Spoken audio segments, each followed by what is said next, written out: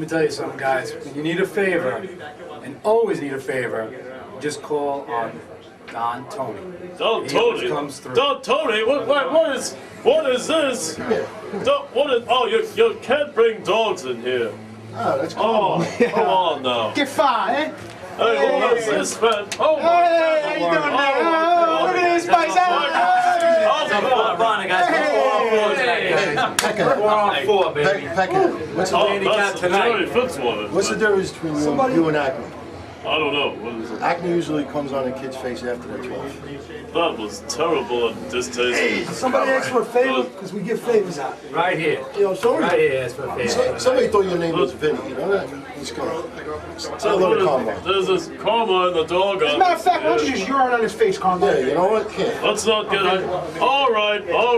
Major, you're asking for a favor? Yeah, I'm asking for a favor right here. We know each other for a while. That's true. Listen, we need one guy. Richard Tyler couldn't make it. It's 4-on-3. We have an 8-man elimination match tonight. And we need one more guy.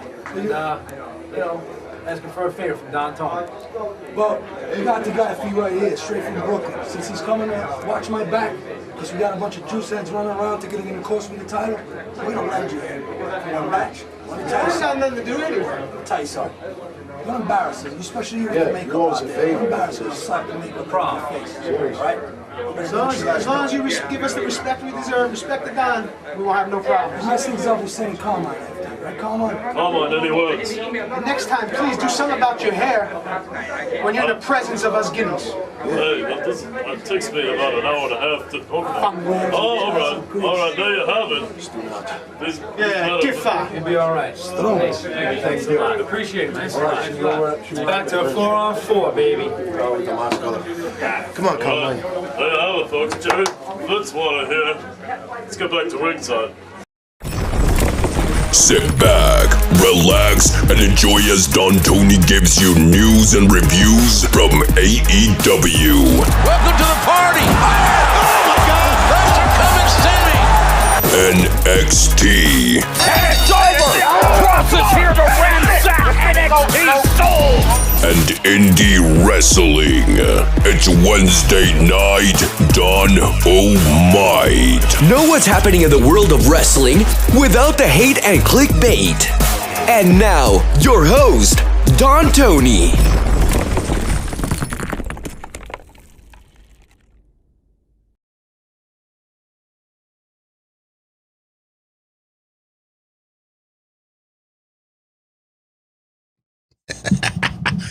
Hey, good evening, everybody.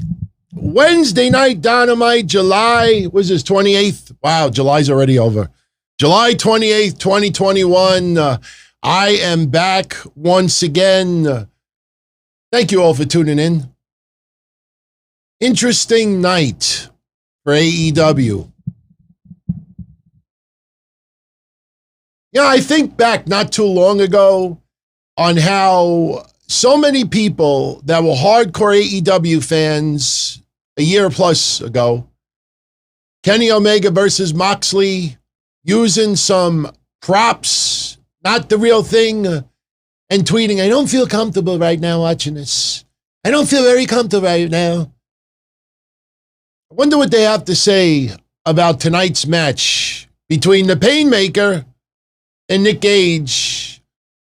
You know, I would love for everybody who is in the chat room right now, I definitely would love some of your input on this. I'm curious. I mean, on the replay. Oh, yeah. Okay, Sterling. Sterling, if you want a little shout out, I'd be more than happy to give you one. But to turn around and to make a claim like what you said, where is my chat thing? Hold on. Going through my skull. Here we go. The match, actually, you know what? I'd love for all of you out there to express your thoughts right now. I'm curious. Wait, where's the comment he said about the fake glass? Oh, here we go. Yeah. There were prop, light tubes, glass, etc. What are your thoughts? Quick thoughts. Post it quick. It was brutal. Let's see. Shout out to one. DT is a Dave Meltzer ask mark. I don't know why you tune in over here. You have nothing good to say about yours truly ever. Keep the shout outs aside for a minute. Love your feedback as far as what you thought of the match tonight. Marquez, little super surprised that they went that far. 316 MMA, absolutely loved it.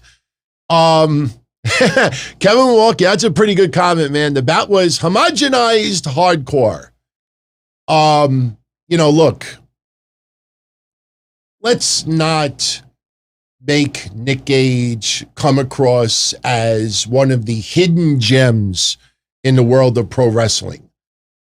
By far, one of the toughest son of a bitches to ever put on the boots. But I go back to the days of XPW and Supreme, God rest his soul, and Angel the Hardcore Homo, and Homeless Jimmy, and Chaos, and it goes on and on and on, and Messiah.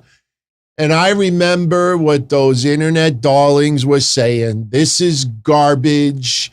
They don't have any talent. That's why they're doing this stuff. And now, because people are craving, they're sick of this political correctness. They're sick of this sports entertainment. They're sick of going with the program. I mean, my God, I don't know if you saw this today. Little controversy before the show started tonight. Did you see this? That's what, well, here we go. There you go. Did you see that?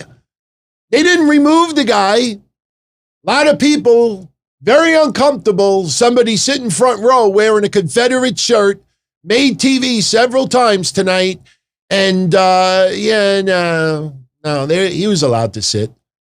See, what you're starting to figure out in the mind of Tony Khan is this, and I'm not saying this is a negative thing. I don't know if I'm saying it as a compliment.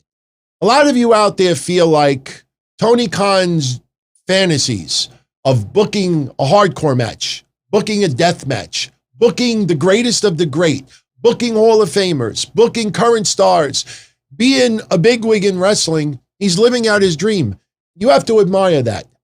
I admire that, absolutely. But, I think of Cody. I think of some people that I talked about 3 years ago when I said that AEW was going to be the first millennial promotion, the first true millennial promotion. I think I've kind of proved that comment, which I made 3 years ago. But something else, something of what I'm about to say that's going to be very, very unpopular. Nobody in pro wrestling is a saint, is what they appear that they are out in front of the camera and behind the scenes, unless you're Molly Holly. Unless you're Molly Holly, what you see on the cameras and what you see behind the scenes is a little bit different. And they give this aura like Hulk Hogan never be allowed to an AEW event. All this political correctness, all this opportunity, we're going to do this, we're going to do that. And everybody, and all these comments that cater to the environment of what we are in 2021. AEW is hustling everybody, just like WWE did and is doing, just like ECW did, just like the AWA, NWA, Impact Wrestling, TNA, MLW, every promotion hustles. They give this perception. Do I think AEW cares about their fans more than WWE? In a lot of ways, yes. Because it's not a publicly traded company. It's not $1 billion company with crazy ass investors. The number one investors in AEW, other than the TV network, is the fans. So I do admire AEW truly giving their fans a little bit of what they want. But at the end of the day, what you see and what that perception is, that everything is prim and proper, it's not what it appears to be. It's not what it appears to be. Everybody out there hustles. People say that I hustle. People say that JD from New York hustles. Jason Solomonster. Everybody hustles. It's the nature of the business. It's the nature of the beast. That's what it is. It's a business at the end of the day. So now, I thank you all for sharing your quick comments. As you see, I'm actually getting to fix this chat thing a little bit. If any of my posse out there is tuning in on Facebook and Twitch and Periscope, post a comment also. I'd love to give you a shout out too. Shout out to my YouTube family. La Familia, thank you for hanging out tonight for a little bit. I'm a little under the weather today. Hopefully I don't get too tongue-tied. I am very, very dehydrated. Already got cotton mouth. So I want to run through these shows a little bit quicker than usual.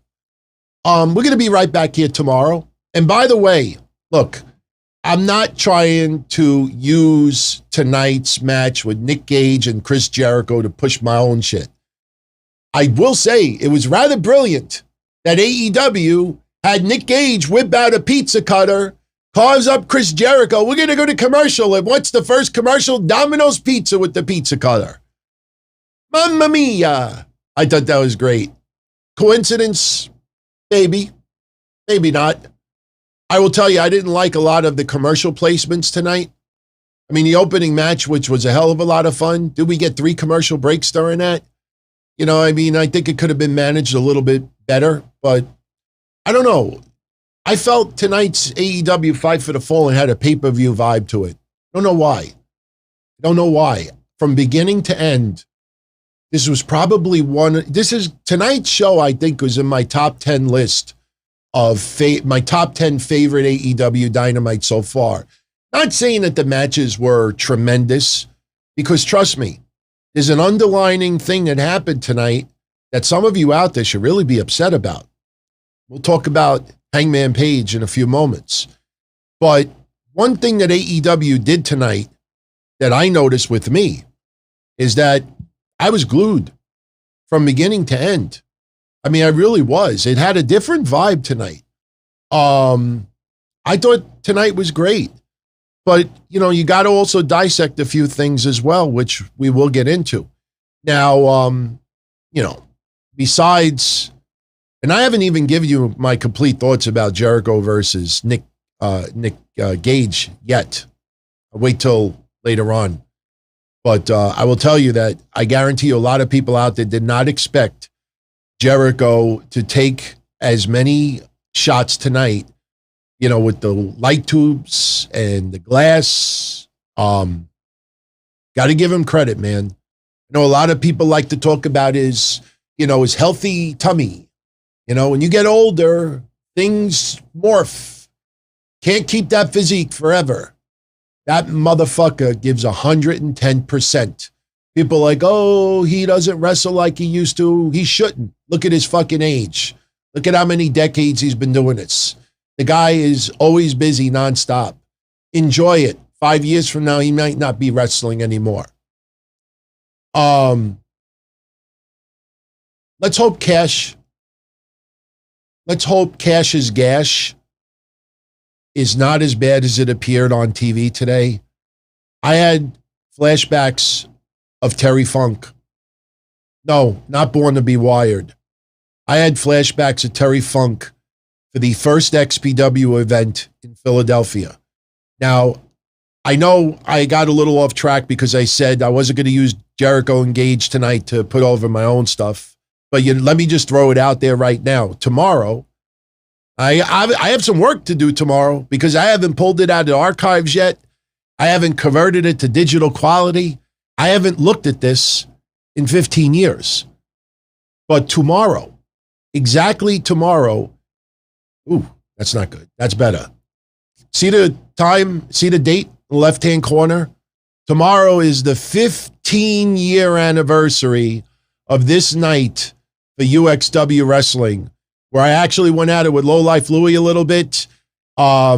Took a vicious chair shot, glass bottle to the head.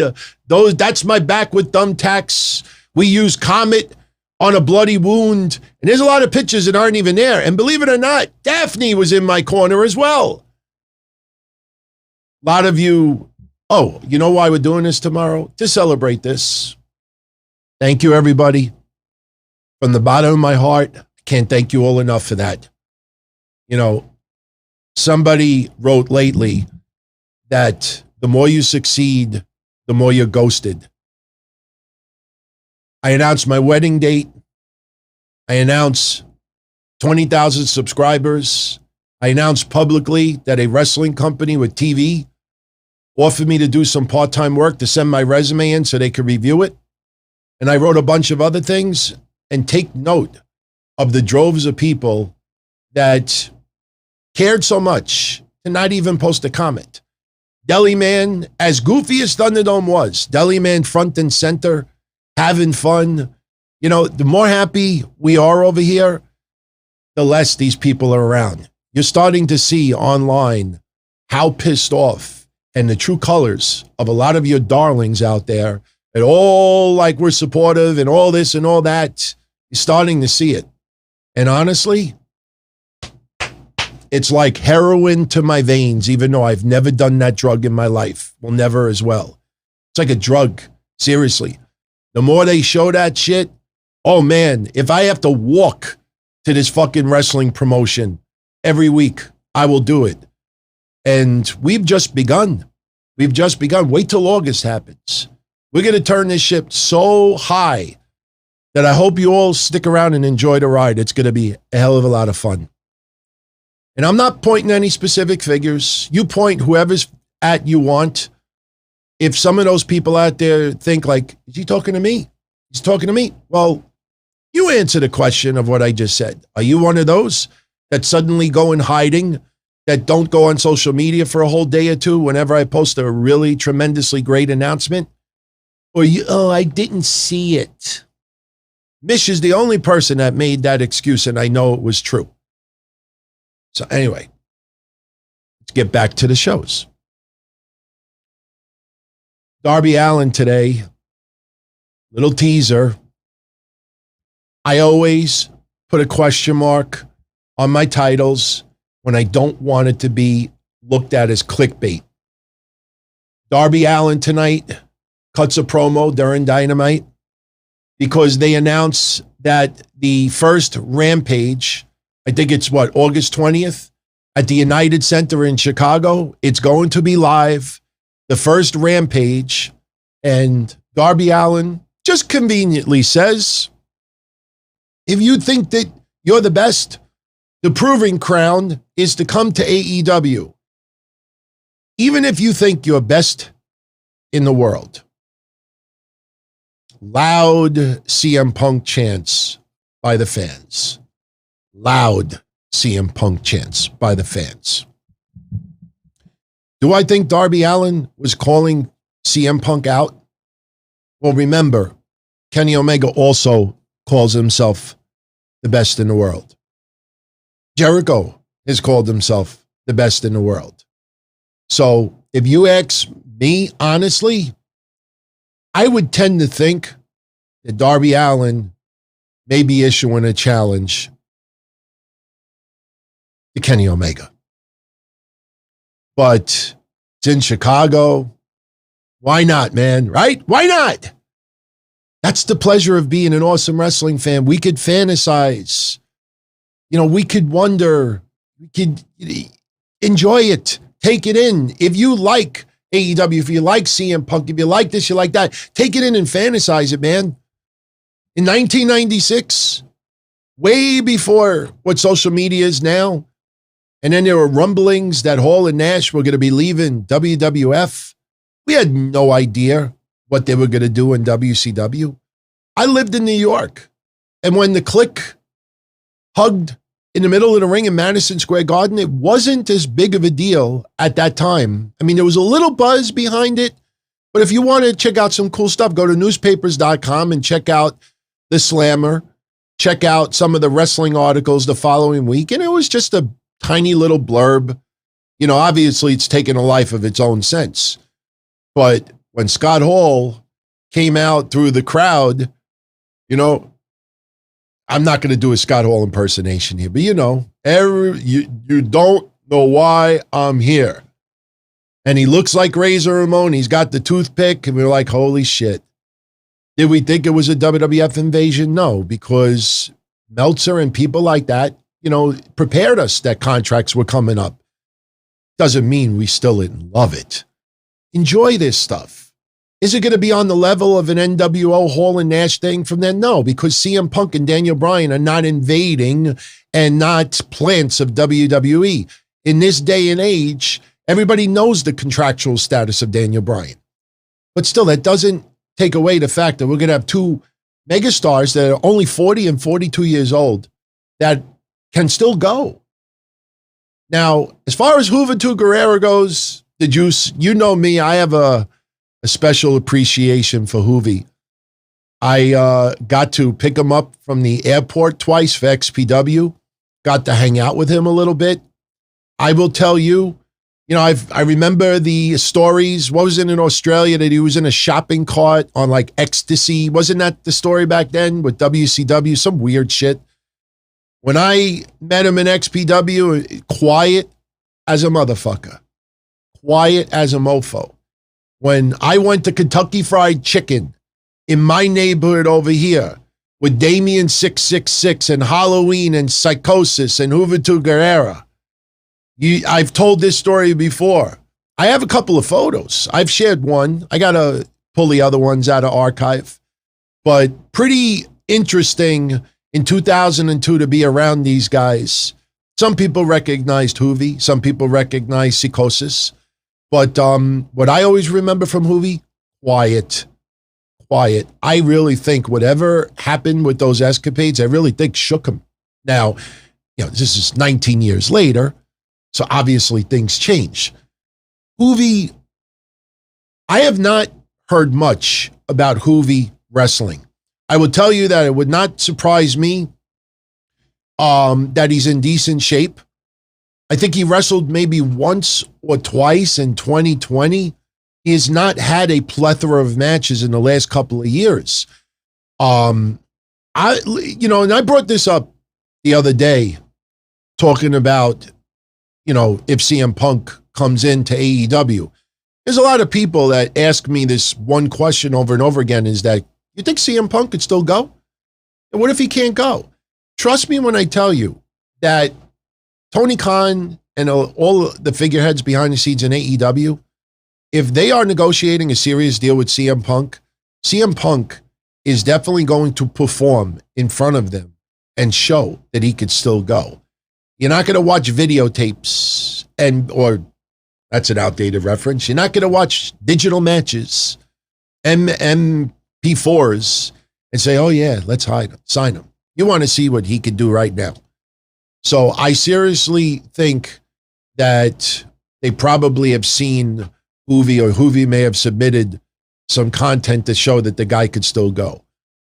Hoovy is 46 years old, I think. He's got to be around 45, 46 years old. So that's not extremely old.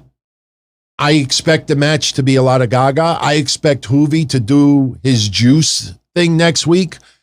And look, man, it's a little nostalgia. Big deal. Seriously. You know that there's going to be people online tonight that are going to rip AEW and rip Tony Khan and make fun of it and like what other, person, from 30 years ago, 20 years ago, you're going to bring in. Who's next? Who's next? Probably not the right two words to say over the last 2 weeks, if you know what I'm talking about. It's 7 minutes of a 2-hour program? Big deal. Seriously, big deal. People are going to talk about it longer than the actual match next week. And who knows? Maybe Hoovy will end up swerving MJF.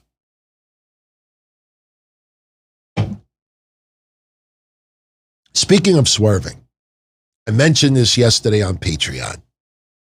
I wrote it on social media earlier today. I checked to see if anybody else had brought it up, and no one did. Know what I would love? Even though I'm not happy with the outcome of the 10-man tag match tonight, not happy about that. We'll get right into this. And once again, big shout out to everybody who was with me live tonight. And anybody that's new to my channel, you'll realize that, we don't go through every single aspect of every single match. We basically go with the flow wherever the conversation goes. I give you an overall viewpoint, perspective review of what we saw tonight.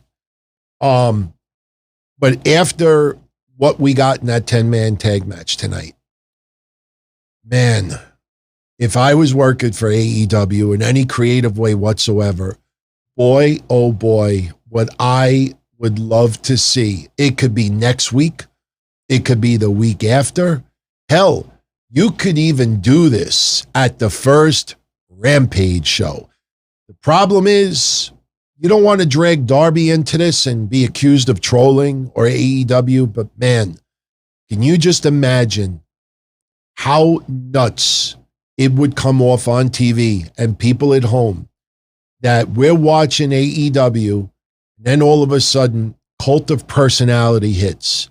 You don't have to wait for the pay-per-view. You could do it at Rampage if it's teased the right way, but you hear Cult of Personality, everybody is going fucking nuts. That crowd erupts out of its chair. I think it would be one of the most ultimate moments in recent wrestling history. That music hits, everybody is in a goddamn uproar. Kenny Omega comes out instead. The best in the world. Kenny Omega trolling the fans, coming out the Cult of Personality. Oh my fucking God. Can you imagine if AEW did that? You imagine the nuclear heat Kenny Omega would get wherever that went down. Now, how could you do it with Darby Allin? A few people are asking. Simple. You could have Darby Allin, that he could continue what this promo was. I challenge the best in the world. Don't say nothing else. I challenge the best in the world. Let's see if he shows up on Rampage. Problem is, if they do that and have Kenny Omega come out instead, Darby Allin will be accused of trolling as well. Or they could try to play it off that that's not who Darby Allin was expecting.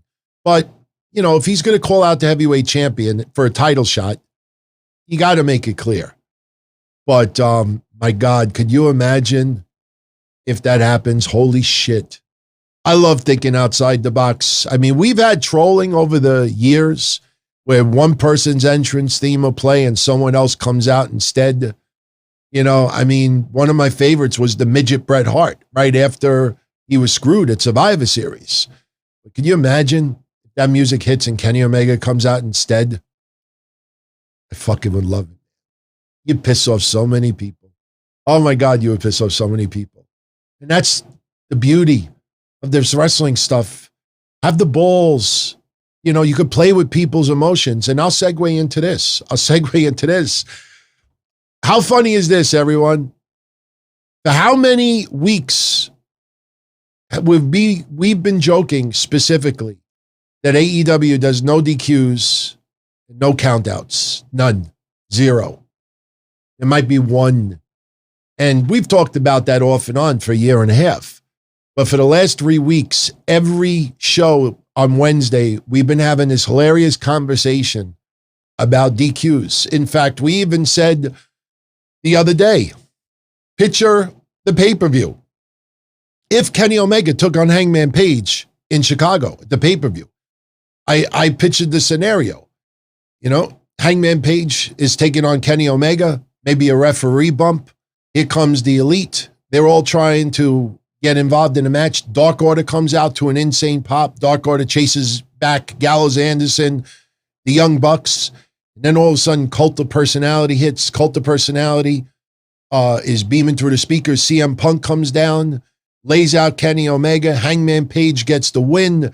He's the new champion. And then you could have CM Punk feud with Kenny Omega, no titles on the line. Be awesome, right? Then I said, picture this scenario. Kenny Omega versus Hangman Page at the pay-per-view in Chicago. And there's a referee bump. The referee is laid out. And then you have the Elite hit the ring. Gallows and Anderson and the Young Bucks, and they're chased away by the Dark Order. And then Cult of Personality hits. Now, so far, I'm saying the very same thing I said a moment ago. The Cult of Personality hits. It's glaring on the speakers. CM Punk comes out, lays out Kenny Omega, puts Hangman Page on Kenny Omega. Referee is revived, and the referee disqualifies Hangman Page. Because we never get DQs. Could you imagine how triggered the AEW universe would get if they decided, let's do a DQ that night? That'd be Vern Gagne AWA shit. But now that's all out the door because of what happened tonight. I know a lot of people are not really talking about it right now, but last week I put timestamps up for last week's show. And if you go back to last week's show, we talked specifically about Hangman Page. And what we said last week was plain and simple. In fact, since I'm starting to use the technology a little bit better, when I go like this, the clip will be available for people after this show is over. You click it. But what we were talking about is that now with CM Punk and Daniel Bryan, looks like they're coming in. One person that I was concerned about more than anybody was Hangman Page. Because, and I brought it up last week, I was very concerned at the amount of fans out there that were now fantasizing Kenny Omega versus CM Punk for the championship instead of Hangman Page.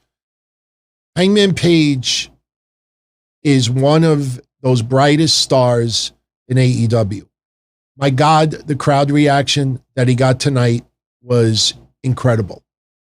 The fans want Hangman Page as the champion. You held back because of COVID. COVID is going to be around for a few years. Like I said yesterday, because people are so desperate for attention on social media, they got to feed into this paranoia, this bullshit that these websites are reporting that AEW is very concerned about cancellations due to the uptick. You know how you know when those articles are bullshit?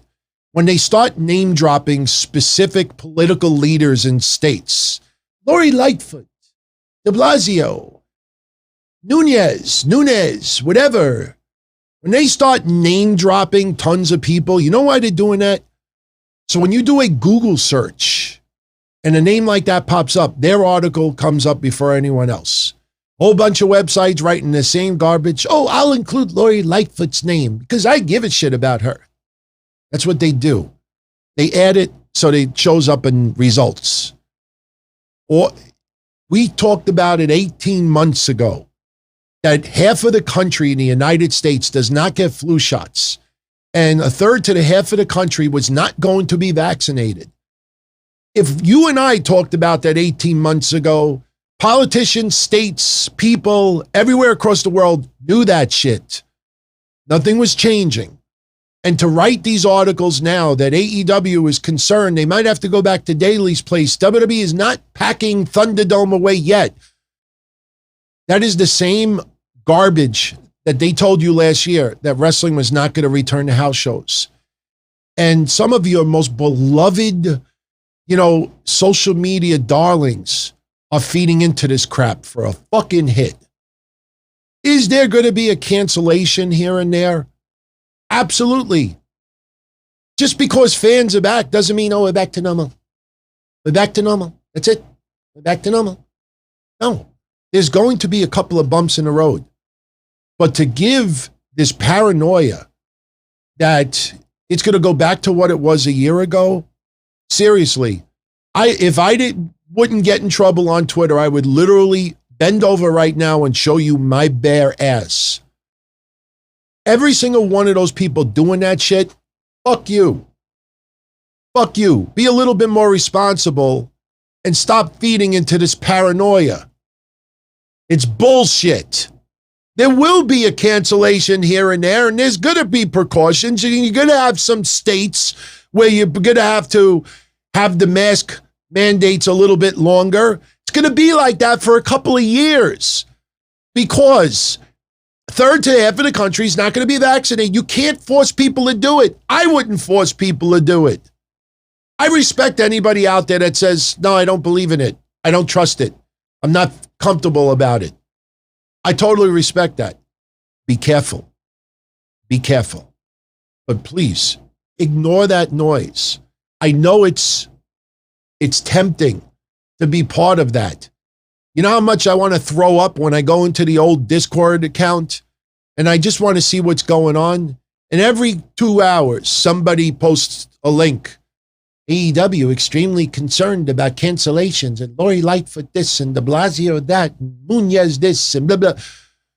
People are so desperate to have a fucking conversation. Ignore it.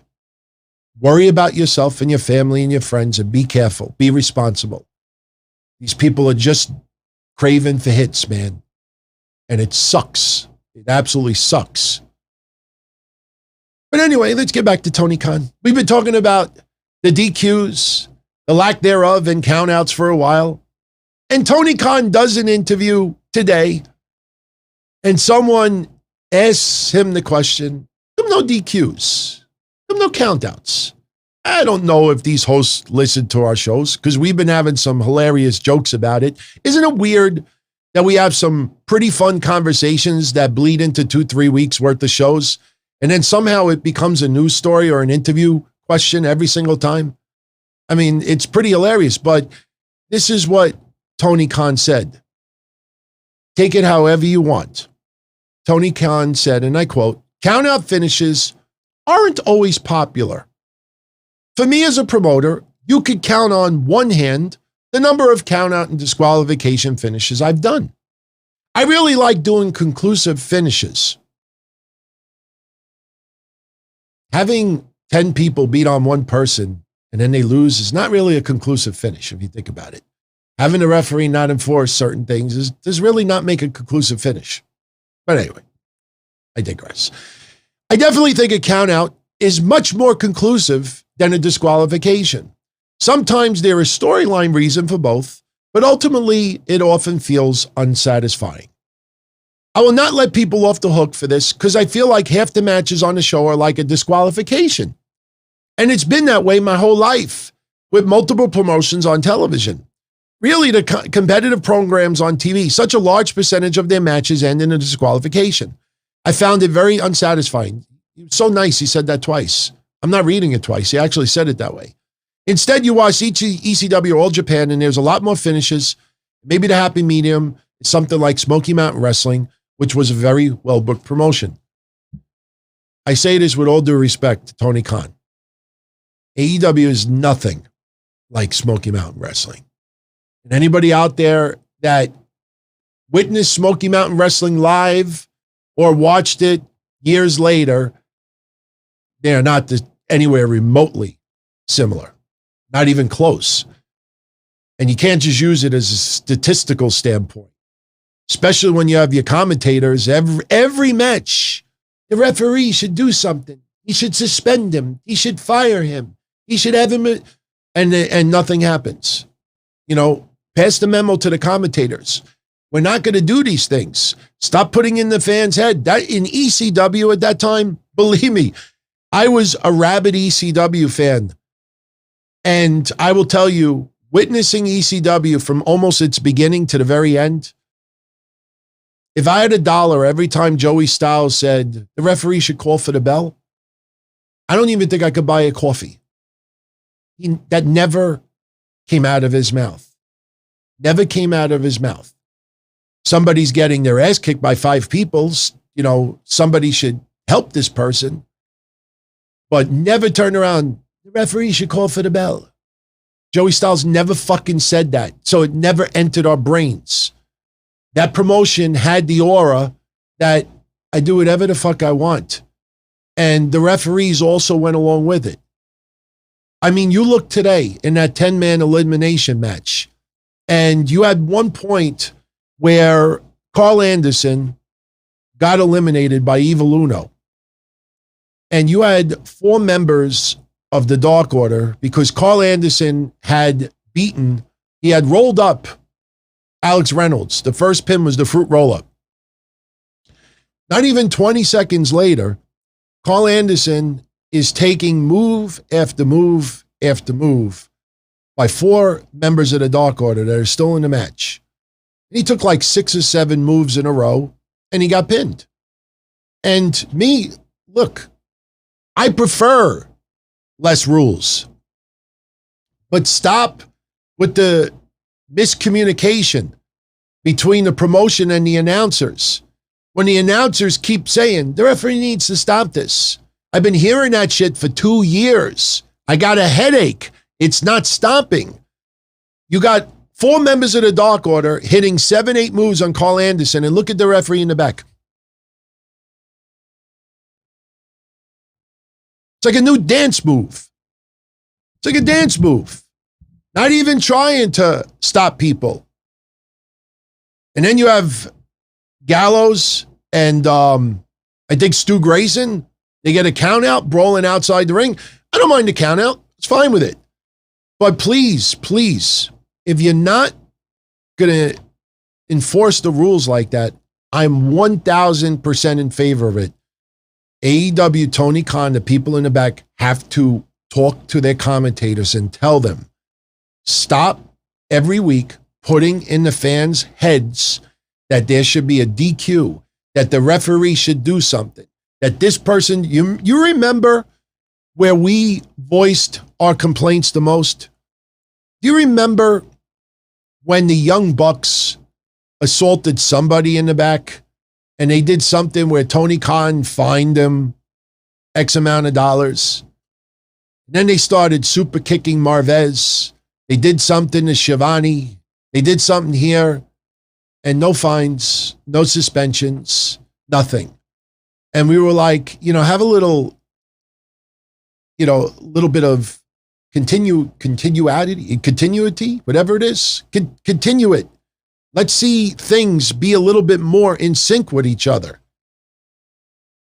And it's just the announcers give mixed messages. And if you're going to be anything goes, rabid promotion, fine. But these commentators have to really cut that shit out. They really do. Yeah, they kicked Shivani. Thank you, Gordon. They kicked Shivani. By the way, I just realized I was looking at the other chat because I have 2 chats going right now. So before I go any further, special shout out to King of Games 405. If Triple H were in charge, do I think WWE would be more open to working with other promotions? No.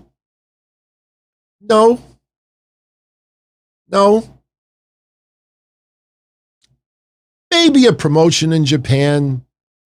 You saw a little commingling with Evolve until they grabbed Evolve by the balls. See, you got to understand something. Seriously. I know Raw is not that great every week. And SmackDown obviously is the better of the 2 shows. NXT last night, I watched it today. I didn't see it later. I watched most of it today. I thought it was great. But the thing is that when you're a $1 billion company, you got 10, 15,000 people now showing up. Yes, people will take anything decent right now because they want to feel like they're getting back to normal a little bit. Totally understandable. But the thing is that when you're a $1 billion company and you have all this revenue coming in and you got a Saudi deal and you got a $1 billion deal with a network, another $1 billion deal with Peacock or whatever it was. I mean, why would you go to a promotion that is this for what? If anything, let me make this very clear. Tanahashi is going to take on Lance Archer in Japan. Right? I know it's a cool thing to say, and I know people love to keep repeating it. There's no fucking forbidden door that was kicked down. This reminds me of the territories from years back. It reminds me of the territories, right? You know when a forbidden door gets knocked down? When Impact Wrestling doesn't only do 110,000 viewers. Yes, Impact Wrestling only did 110,000 viewers. Do you remember those 3 or 4 weeks straight when we noticed this steep decline in the numbers despite Kenny Omega coming in? Oh, yeah, the ratings are down 40%, almost 50%. But, no, I don't want to watch it every week. Instead, I'll blow $50 and buy the pay-per-view because Marinal's calling the main event. Take note that everybody except for Impact Wrestling told you that they had a record buy rate. Notice no press release from Impact Wrestling. Oh my God, we had the biggest buy rate in years and years and years. No, everybody else said that. Kenny Omega came in as the champion, and I've said this 1,000 times already, and their ratings went down. Their ratings are at 110,000. Do you have any idea how many people that have said to me, I'm a hardcore Impact Wrestling fan and I don't like this AEW shit that they keep doing? You know how stupid that storyline came off on social media? And I know I've said this before. Sami Callihan with Kenny, you have something that belongs to us. And every wrestler in Impact Wrestling is all tweeting back, we want our prize back. We want our merchandise back. We want our championship back. So what do? Oh, how cute. Slammiversary. No DQ. Every fucking person that works for Impact Wrestling, including the janitor, the State Athletic Commission, the vendors, the prostitutes 3 blocks away that are looking to get some business from some lonely fans that couldn't get people to chant with them that night. Every single person behind Impact Wrestling in storyline should have came out there and did everything possible to get Sami Callihan to lose. But no, there was an ice cream truck on the corner. Hey, title or, bonbons, snow cone. It is so awful. So tonight, the bunny is going to take on legit Layla Hirsch. And whoever wins that match gets a title match against Camille for NWA. Honestly,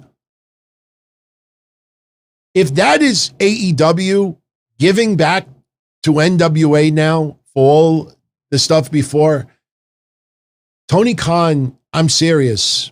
Anybody meets him tonight, check his pants and see if he peed. Because I like legit Layla Hirsch. The way they've used her on TV, she's not legit. They have not treated her as somebody legit. She's the brunt of so many jokes online. It's so sad to see that. And the bunny is okay. She's not bad. Look how she was used. Oh my God, I gotta see Camille versus the bunny. Oh, I gotta see Camille versus Layla Hirsch. What is Camille gonna do? Be respectful and lift the bottom rope so she could get in the ring? I mean, just think about all of the use of Impact Wrestling stars on AEW, and we're going to have the bunny and Layla Hirsch. Come on, people aren't that stupid, man. You know what it is? Like I said, a lot of people out there, they want the attention. They don't want to get on the bad side of anybody in wrestling. Jim Cornette.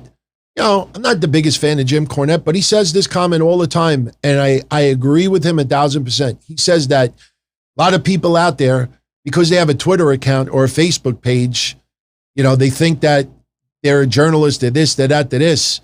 And all they are just people, trying to come across as legit, but have no background, no connection with any companies whatsoever. They just take guesses and make it as news. And they'll clickbait, and they'll lie, or they'll cut and they'll paste, and this, and that. You get how many Captain Obvious stuff? Did you see today? Big updates on CM Punk and AEW. And I was stupid enough to click it. I was just curious to see what it was going to say. And the article was, only a few people in AEW truly know the status of CM Punk and the company. And CM Punk and his family. That was the story. Captain Obvious. Captain Obvious. That's what goes on repeatedly. They don't want to get on this bad side. Because if they could get a follow, a retweet, a free ticket, a backstage pass, a press pass, and make them feel legit, they're not going to. That's why they gush. Nick Gage versus Chris Jericho tonight. Now I'll say it. Because I know what Nick Gage is, as a fighter, I expected most of what I saw tonight. I honestly didn't know how far AEW was going to go on Dynamite. Did I think they were going to use glass? No. I thought maybe thumbtacks instead. Did I think they were going to use light tubes? Maybe. The thing is, you go back and you watch the first XPW event in Philly, Hostile Takeover. I was the timekeeper for that. You go watch Supreme versus Angel, the hardcore homo. And watch this. I actually posted the video here not too long ago. And they smashed each other with light tubes 6 feet away from me. And there was dust from the light tubes everywhere. I literally went like this. And it's on video. I won't be surprised if some fans that were there tonight are going to write some complaints online that they got hit with glass, that they got hit with pieces of light tubes and dust. And then you could have some people out there who are going to be petrified to say anything because I don't want to get on the bad side of AEW. Those are sheep. We don't want to be sheep. So I knew what Nick Gage was going to be in this match. A fighter who lost to the fucking Judas effect. You know, guy that died during a death match. Yeah. Tough, badass motherfucker. Gained a lot of respect from a lot of people. When he first got thrown in jail, I ripped the shit out of him on my shows. And then you started to hear slowly from people in wrestling, oh man, the guy's, you know, got a couple of screws loose, but he's really, you know, trying to straighten his life out. And the addiction takes over. Takes over. Just because Nick Gage entertains people with light tubes doesn't mean that his addiction, which led him to criminal activity, doesn't mean that because someone else who had an addiction that led to criminal activity, that you could make fun of this person and, you know, her meaty you-know-what, I think you know who I'm talking about. You can make fun of her, you know, but Nick Gage, no, inspiration. Inspiration. So the match tonight, you really dissect it. Nick Gage fans, true Nick Gage fans, I don't know how happy they would be tonight that he lost with a light tube shot in the head and the Judas effect. But for my standards, I enjoyed the match. But to come off as Nick Gage, he should sign the contract. I told you, I want to see one more match in AEW for Nick Gage, and that is against Moxley. I want to see Moxley versus Nick Gage. Then he could go back to GCW, you know, get his title back from Matt Cardona, and stay in the world that he's in. Because if anybody, you know, for everyone out there that wants to see Nick Gage sign with AEW, what do you think? Every week it's going to be light tube week? How are you going to feel when Nick Gage takes on a wrestler in a regular wrestling match and he can't use the glass, the light tubes, this, that? What are you going to say? What the fuck did they do to Nick Gage? They ruined him. They ruined him, damn it. You want a guy like that in AEW? The noise out there is on social media is this big. I use Goldberg as an example the last 2 weeks. Well, 2 weeks ago. You look at social media, Goldberg is evil. Goldberg is, in wrestling stance, as bad as Donald Trump. But yet, some weird thing happened. He came out to confront Bobby Lashley, and the crowd popped and erupted. But if you pay attention online, the people that yell at the top of their lungs in anger,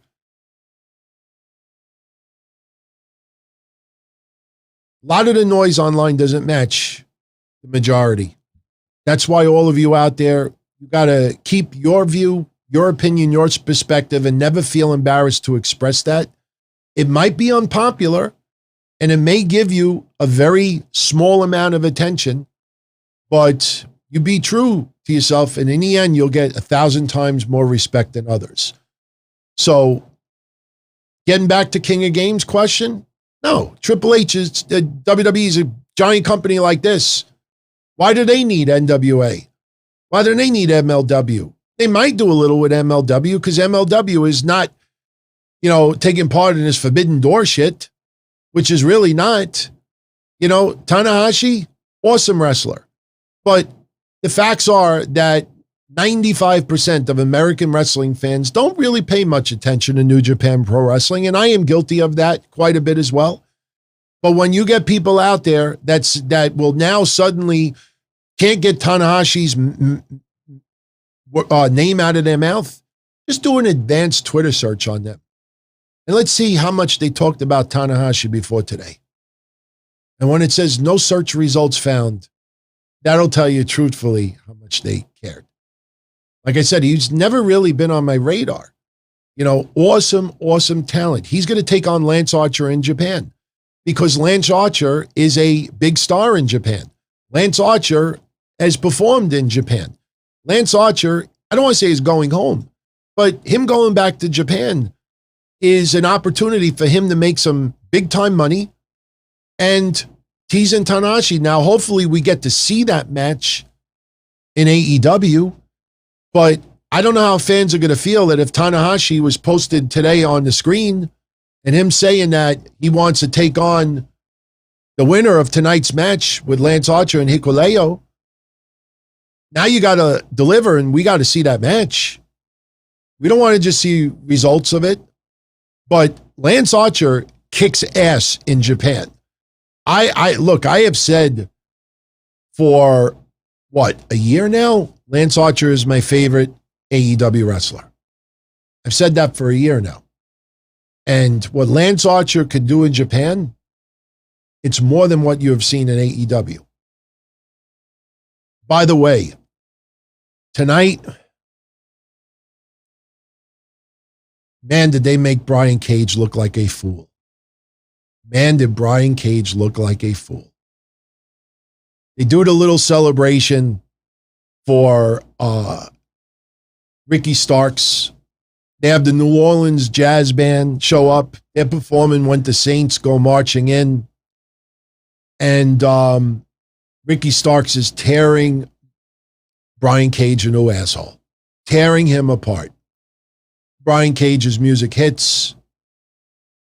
One of the performers who obviously was not really working the instrument. You know, I took trombone when I was in grammar school. I don't know if I could play it now, but trust me when I tell you, you know, when someone's there going like this, they're not really playing it. But he picks up the bass drum, smashes it over one person's head. Jim Ross with the comment, that bass drum has a family. I thought that was funny. But meanwhile, Ricky Starks, while Brian Cage is beating the shit out of band members, Ricky Starks hanging out in the ring, you know, which looks stupid. Brian Cage grabs the trombone and enters the ring. And you hear Ricky Starks saying, put that down, put that down. So what did Brian Cage do? He's so angry that he's beating up band members and he's come out there with his balls in a bunch. He takes the trombone and breaks it in half and throws it outside the ring. So what does Ricky Starks do? He takes a dozen roses that a plant gave him at ringside and he throws it in Brian Cage's face and he runs away. Brian Cage looks like one of those dumb cartoons from the 50s. Which way did he go, George? Which way did he go? Which way did he go, George? Go in the ring with a weapon, you break it in half and you throw it out just to have roses thrown in your face. It was as bad as Reginald on Monday. Remember Monday with R-Truth? I got to take my glasses off with this. Remember? Oh, wait. Yeah. See, this is a small jacket. It's my fiance. But remember R-Truth with Reginald? Tonight was just as bad. And I fucking love Brian Cage. But man, I hope his contract is up soon. Go someplace else where you could be a megastar. The trombones don't belong in wrestling. I know. New Day. By the way, I just realized it. For anyone out there tonight, let's throw this up. Hold on. There we go. If anybody becomes a subscriber tonight, a super chat, a new member, an alert should pop up on the screen so I could say thank you, obviously. Now, before we put the rest of this Dynamite together a little bit, and we'll talk briefly about NXT last night. The rating last night, exactly what I said on Patreon I thought it was going to be. I thought it was going to be in the low fives. They were going to be on Sci-Fi between the Olympics and having spoilers. there was definitely some less of urgency to watch NXT live. That's why I didn't watch it live yesterday. I only got 2 hours sleep on Monday. So last night at 7:30, I was like, I'm going to go take a nap for an hour and a half. So I slept. I watched it today instead. What did they do? 5:20? They did 5:20. Yeah, 5:20 NXT. Nothing to worry about. That's just like when AEW went to Friday nights for a little while. The ratings dropped low, and I still cannot believe the level of intelligence of some out there that are usually smart. Oh, no, I'm concerned. I don't know if AEW will ever get those fans. I think tonight's rating might be the highest of the last 3 weeks for AEW. Seriously, I think they get close to 1.2 million viewers.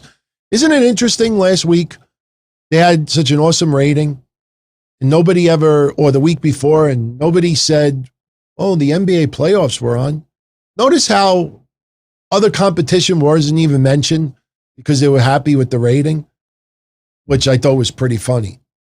But yeah, so I just put that alert up. So if anyone out there, definitely send something in. And like I said, being a subscriber costs nothing. If you want a little shout out, it should pop up. AS7607.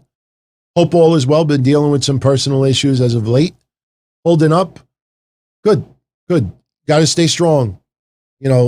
Tough times are ahead still. It's not going to go away overnight. And I feel for everybody out there right now, especially with prices going up with everything. And it's reflecting in wrestling too. Go buy a shirt now. Now you see a 3 at the beginning of the price after you figure out shipping and tax. I mean, it was kind of painful going into the 2s. I got to do it backwards so you could. Now you go on some websites to buy a shirt.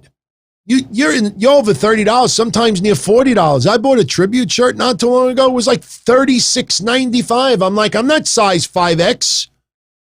Why is it so much money? Crazy shit, man. Crazy shit. Our thoughts are with you. And my thoughts are with everybody out there fighting the struggle. That's why hopefully, your fellow friends online, these shows, other people's shows out there, they give you a little bit of a escape. I get that all the time with you out there, and the feeling is mutual. This is an escape for yours truly also. So, let's talk about the rest of Dynamite tonight. David Crockett was there because they were in Charlotte, North Carolina. And he actually did some commentary for AEW Elevation, which was pretty cool. In fact, did I take a picture? Yeah, I did take a picture. Yeah, I didn't take the picture. I took it from online. No, I'm not a camera person. And no, I'm not, the job that I'm possibly going to get doesn't involve camera work. But nice to see David Crockett. Nice name from the past. Opening match. There are some people out there that are not fans of Space Jam. So when we had the Elite come out like this, I had a decent number of people saying why are they doing the basketball thing? Well, yeah. Just look at LeBron. Thinks LeBron and Space Jam, which I'm sure, even if you don't follow it, I'm sure you've seen 1,000 tweets about it. Look at the middle of the shirt, the design. And then you go back, you look at their design. They did the Elite Squad. Now, the funny thing about it is, so by the way, for the chat room, I want to see who is smart. I want to see who is truly a wrestling fan of Japan more than anything else. We had the Elite Squad tonight.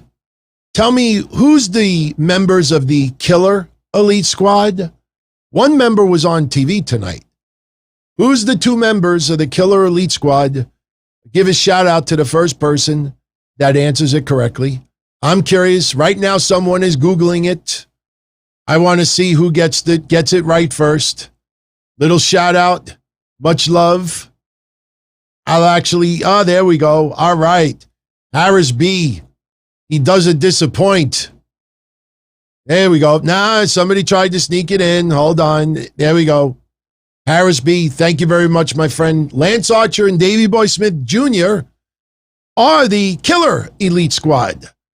So, it was a little spoof of Space Jam. Dark Order, united as a family. I love the Brody Lee shirt. I like that they still keep his memory out there. Now, the match itself, it was a lot of fun.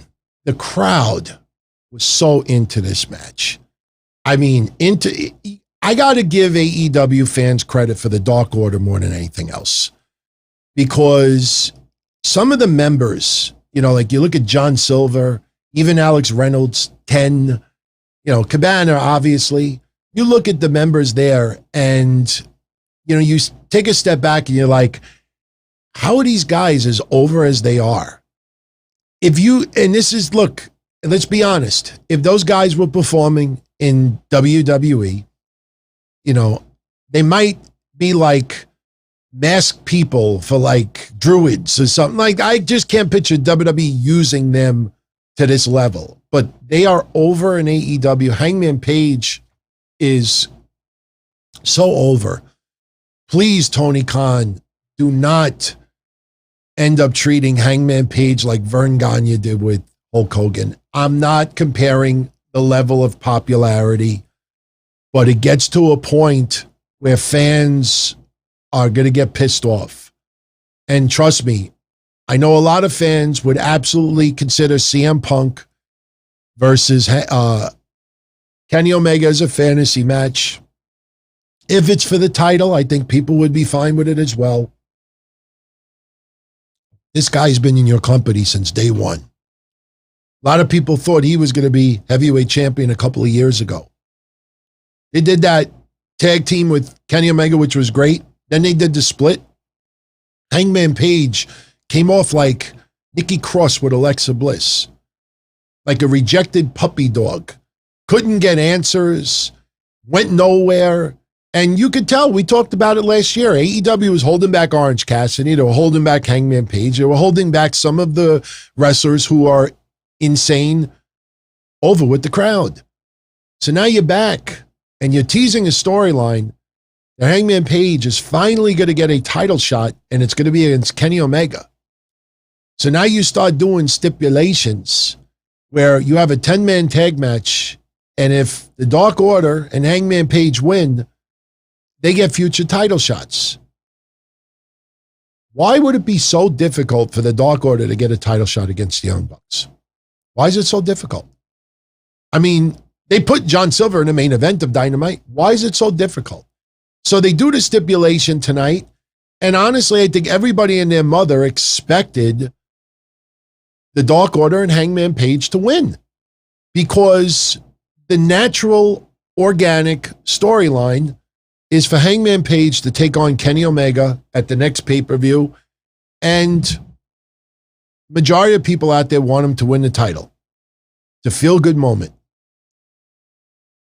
If people don't speak out with a little bit of anger, and I don't want to say outrage, but a little anger right now, they are very hypocritical if they did the opposite towards Daniel Bryan years past.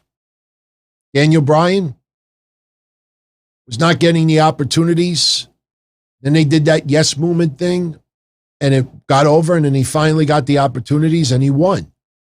And you remember when that happened, I said, bottle that. Very, very rare that plans change because of how over someone gets. I mean, as much as we want to see CM Punk in that company and Daniel Bryan and see some of the fantasy matches get fulfilled and to enjoy the tail end of their careers where they could still perform, where do you go now with Hangman Page? You're now going to milk this for more months and months and months and months. Man, seriously, I don't know how much time Hangman Page has left in his contract. I don't know how much interest WWE would have in him. I would think that they would have some interest, but, swinging the beers and this and that, I don't know how much that would go over with them. But man, you know, it's going to get to a point where fans are going to start getting pretty pissed off. Like, all right, big change of plans. CM Punk is coming in. Drop everything. Sorry, buddy. You know, I don't know where you go from here. But in the end, the Elite won today. We had numerous belt shots from Kenny Omega. We had the one-winged angel, a lot of V-triggers. There was one funny part where I think Hangman Page had John Silver upside down outside the ring because they had basketball courts because they were spoofing Space Jam. And Matt Jackson was supposed to slam dunk the basketball through the hoop, and then I guess at the same time nailed John Silver with a move, and he missed the basket. So fans were booing at that. But look, you know, as far as some of you in the chat room, you know, obviously you're tuning in to Wednesday night. We don't talk about Raw or SmackDown on Wednesdays. We don't talk about the WWE main product, obviously. So if you're tuning in tonight, you're obviously an AEW fan, an NXT fan, maybe both. But for some of you out there who are not AEW fans, you know, don't assume, you know, with your comments that, oh, Hangman Page is not really that over. You know, why are people making such a big deal about it? Trust me. You talk to AEW fans, you listen to that reaction tonight and those loud cowboy shit chants and just how over the guy is. That's not just because he might be in his hometown or he bought everybody beers before the show.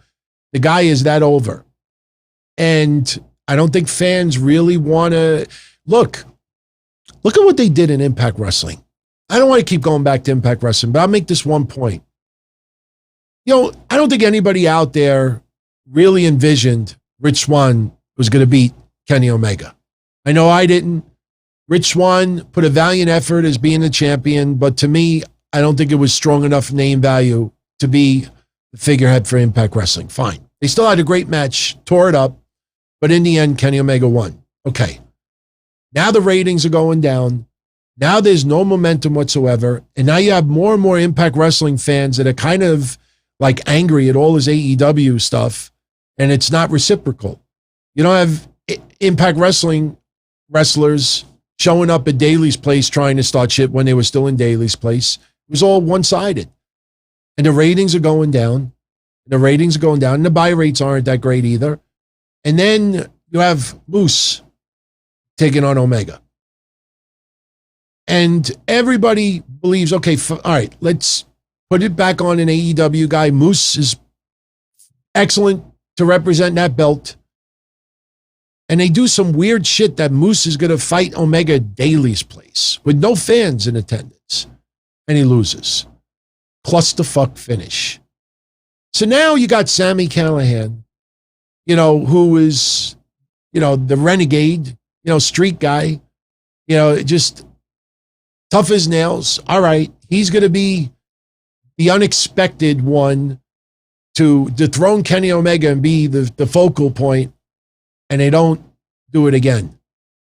And fans at this point are kind of pissed off and pretty like tired of this shit. And what I don't understand is I don't understand how somebody in Impact Wrestling feels that they have gone in the right direction the last couple of months. And you don't want AEW to start getting that same vibe that, okay, Hangman Page, he's pushed to the limit and he doesn't get it. Interference, belt shots, and he's out of it. All because we drop everything that was planned. Oh, CM Punk's coming in. I think in the end, that's a mistake. I mean, CM Punk is going to tear the roof off that building wherever he debuts, and it's going to be awesome.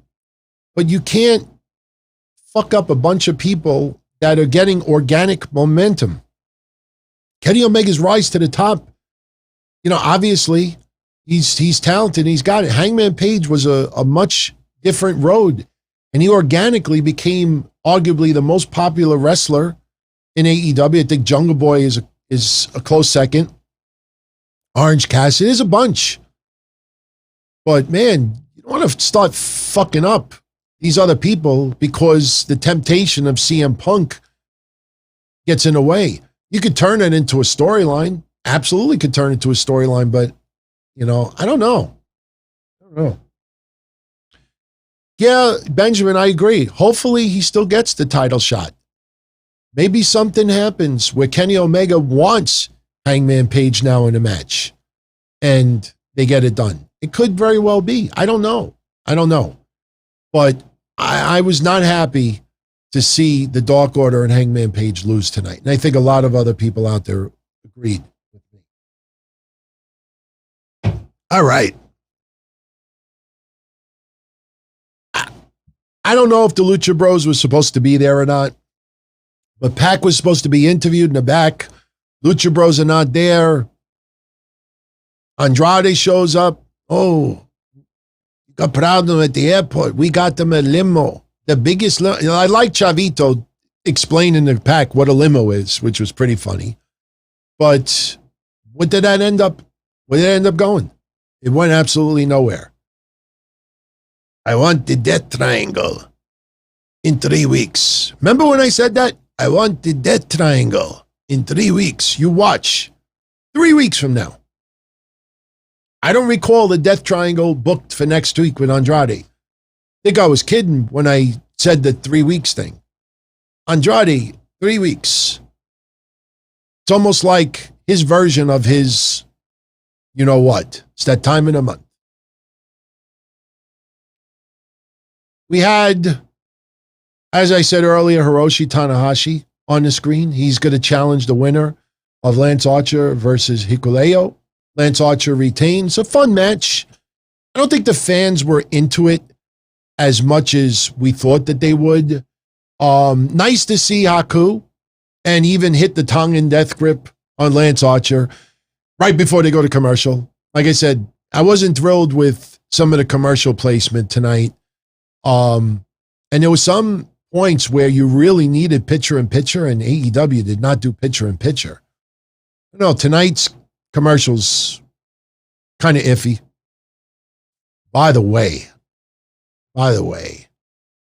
how'd you all feel about Cody getting booed tonight? Next week we're going to have Cody versus Malachi Black. And I thought it was funny that Cody is, supposed to just be working in the back tonight. Now all of a sudden he's dressing like the Butcher and the Blade, all white. Honestly, I want the Kentucky Fried Chicken. All he needed was a little bit of a white beard, and I would have been like, give me some extra crispy. Give me some of those potatoes, those French fries. Cody got booed tonight. Malachi Black started attacking him in the back. It leads to round ringside, little pull apart. Fuego del Sol gets hit with the blackout. Looked awesome on TV, and Malachi Black says, welcome to the House of Black. He is super over with the crowd. I don't know if that's what AEW was hoping. I think they wanted Malachi Black to be a monster heel, and Cody, that's why Cody's wearing white. So if AEW was smart, maybe they feed off of that. But, that match next week, I think Cody loses for real. I mean, obviously with some other matches, he ended up going over, and we thought that shouldn't have been the case. But I really think next week, I think Cody actually takes the pin. I think he loses. But, I don't really have a problem with Cody. I mean, the guy works his ass off. I mean, it's not just all fluff. And I know, with the reality show and this and that, I know a lot of us feel like, so be like me. Just don't watch it. But, TV Network felt they were interesting enough to do a reality show, and they're going to do it. He was part of the game show also. Fine. Let them enjoy the extracurricular stuff. For me as a wrestling fan, I just want to see Malachi Black just hit the blackout on him next week, pin that motherfucker, and get the win. No offense, but Miro's promo tonight, I loved it. Talking about how he's got a double-jointed wife. which the visuals is pretty hilarious. I absolutely love that so many online are really speaking out on how much they're enjoying Miro's character right now. Because the character, the voice, the anger, it fits the character itself. But I got to be honest with you, and I don't mean this in any disrespectful way. When Miro's talking about that someone is going to take the challenge and step up next week, and they chose Lee Johnson. I mean, man, that brings me back memories to a kid as a wrestling fan in the 80s, and I'm not kidding. And anyone out there that is my age or close to my age, you would go to a wrestling show, and I don't mean to disrespect this one particular wrestler. He's the first one that came to mind. But, even when Backlund was champion still, I like Backlund. I was a huge fan of Backlund back in the day. And during intermission or the second half of the show, you'd have Howard Finkel come out, and he would announce matches for the next show. And what Howard Finkel would do is he would have dramatic pauses, and then he would name drop people, and you would just lose your shit. And he'll talk about also appearing next month, the Magnificent Morocco. And the Magnificent Morocco will wrestle a Texas death match. And the Magnificent Morocco's opponent will be Jimmy Superfly. And everybody would fucking erupt. It would go bonkers. But once in a while, you would get one of these. Next month, Rocky Johnson. He will be returning to Madison Square Garden. And Rocky Johnson will be defending the Intercontinental Championship. And next month in Madison Square Garden, Rocky Johnson will defend that Intercontinental Championship belt against Charlie Fulton. Not that bad, but you would throw a name like Iron Mike Sharp or someone like that, and people would be like, oh, God, you fucking kidding me? It's like going to a fancy restaurant and everybody's like, get the steak. Get the steak. You got to get the steak. You got to get the steak. And it gets delivered in a dish and the steak is this big. Yes. Don't even ask me why I have this here. I always have worries that I'm doing a show live and I got to take a leak. So someone said to me, hey, keep a pee bag over here. I've never used it. I've been doing shows for 24 years. Oh shit, the stuff's all falling out of it. Don't ask me why it's sitting over here. I've never used a pee bag, but people always say to me, you got to be prepared for the worst. I know, Benjamin. But it's like you go to a restaurant and you open up the plate. Your dinner is served. And it's like the size of like someone's kidney.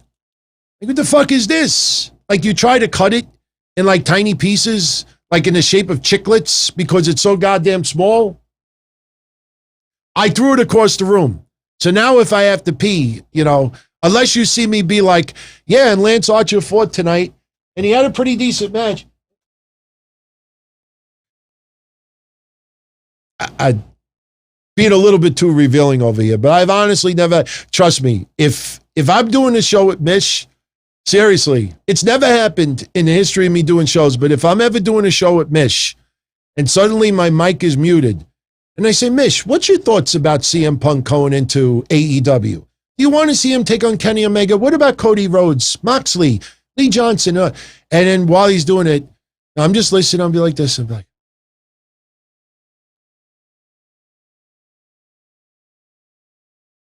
then the bag might be used. Charlie Fulton, the low-budget Hulk Hogan. That's what everybody used to call him. He'd be like the stunt double of Hulk Hogan. Lee Johnson versus Miro next week. That match better not go more than 2.5 minutes. I don't know. I got to see the status of Kip Sabian's injury. By the way, Thunder Rosa beating Julie Hart tonight. Thunder Rosa now under contract. Her road's got to collide with Britt Baker again. The match with Julie Hart tonight was she wins with the Thunder Driver. it was a decent match, but again, Kenny Omega, I think, said last week that he wants Rampage to be the show to showcase women. I'll believe it when I see it. But I also say to myself, showcase who? Seriously. I mean, that's a nice statement to say, and it sounds good. But when you actually dissect that, what does that even mean? You have Dark, you have Elevation, you have Dynamite. And now you need a Friday night show? That's where you're going to do it? I don't know. It sounded good, but when you break it down, it's like, I don't know if what that really means. So the match is next week. Cody versus Malachi Black, Miro versus Lee Johnson, The Bunny versus Layla Hirsch in an NWA Contenders match. My God. I'm just thinking about, you have this all-women's pay-per-view that Mickie James is heading up. And you mean to tell me out of all the women, like this is what, I mean, obviously I think this will go down before them, but still. I mean, this is kind of a joke. In my opinion, that's kind of like, it's almost like, they did a trade, not an actual baseball trade, like this person's going to the Rangers in exchange for this person, and cash. No, this almost feels like, all right, NWA, let's do a trade. You give us Thunder Rosa for a little while, and then we'll ultimately sign her away from you. You give us this person, and in exchange, we'll give you Layla Hirsch or the Bunny. And it's like the player to be named later. And it ends up that the player to be named later is the only player involved in the trade.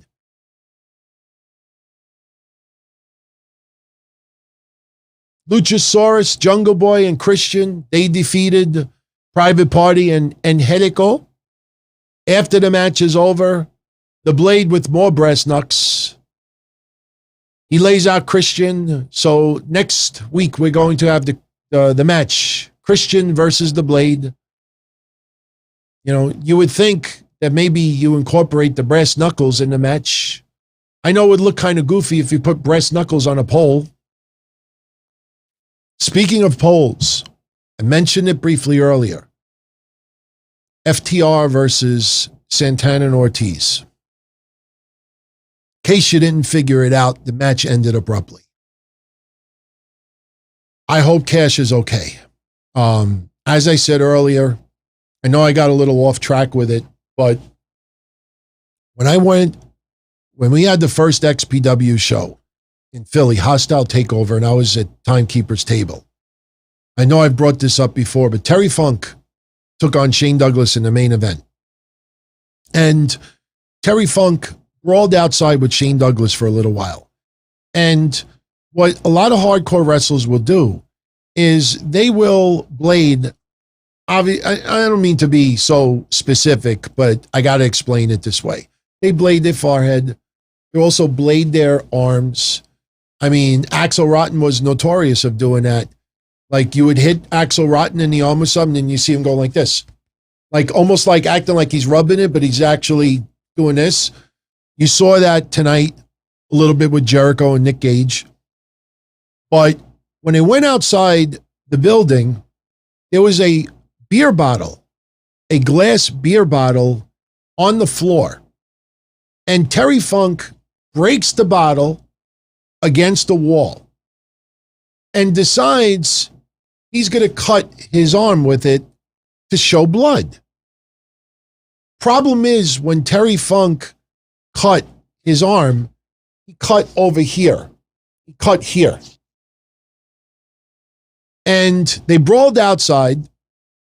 And when they came, before they came back in the building, the guy Slash, who I know a lot of you know who he is, he goes back in the building. He looks white as a ghost.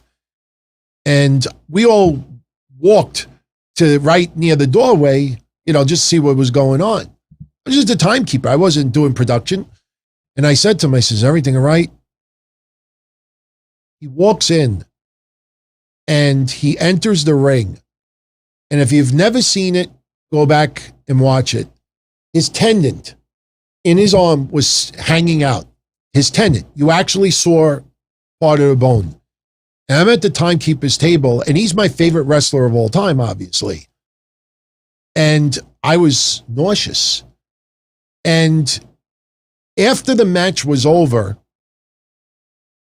I don't know how deep Shane Douglas has ever gotten into this with interviews, but when the match was over, we were all in the back, and the ambulance came. Shane Douglas obviously was very concerned for Terry Funk, but he was fucking flinging shit in the back, cursing at the top of his lungs. Why the fuck did he do this? Why did he do this? Because it was an accident, but still furious. But the thing is that, you know, I know some of you would think born to be wired, but when Cash was outside that ring today and like this, and you saw the amount of blood that was on that floor, I'm not going to disrespect the trainers that were there tonight, but somebody's got to have the balls to come out and say this. I understand he was in the match, but after the match was over, it abruptly finished, and you know, you had Dax hit the brainbuster onto Ortiz. But when they went and showed Cash out at ringside again, you saw this giant puddle of blood, and he's still like this with his arm. And I went back and I rewound it, and it was several minutes. And I'm saying to myself, how in the blue hell did nobody come out and immediately put a goddamn tourniquet, or whatever that's called, around his arm? Why don't you just take a shirt and just merchandise table? Give me a fucking shirt. Give me any shirt. Give me something dark so it doesn't bleed through. So the visual. Give me any fucking shirt. Give me anybody. And just wrap it around it. Stomp it. I couldn't believe how many minutes went by.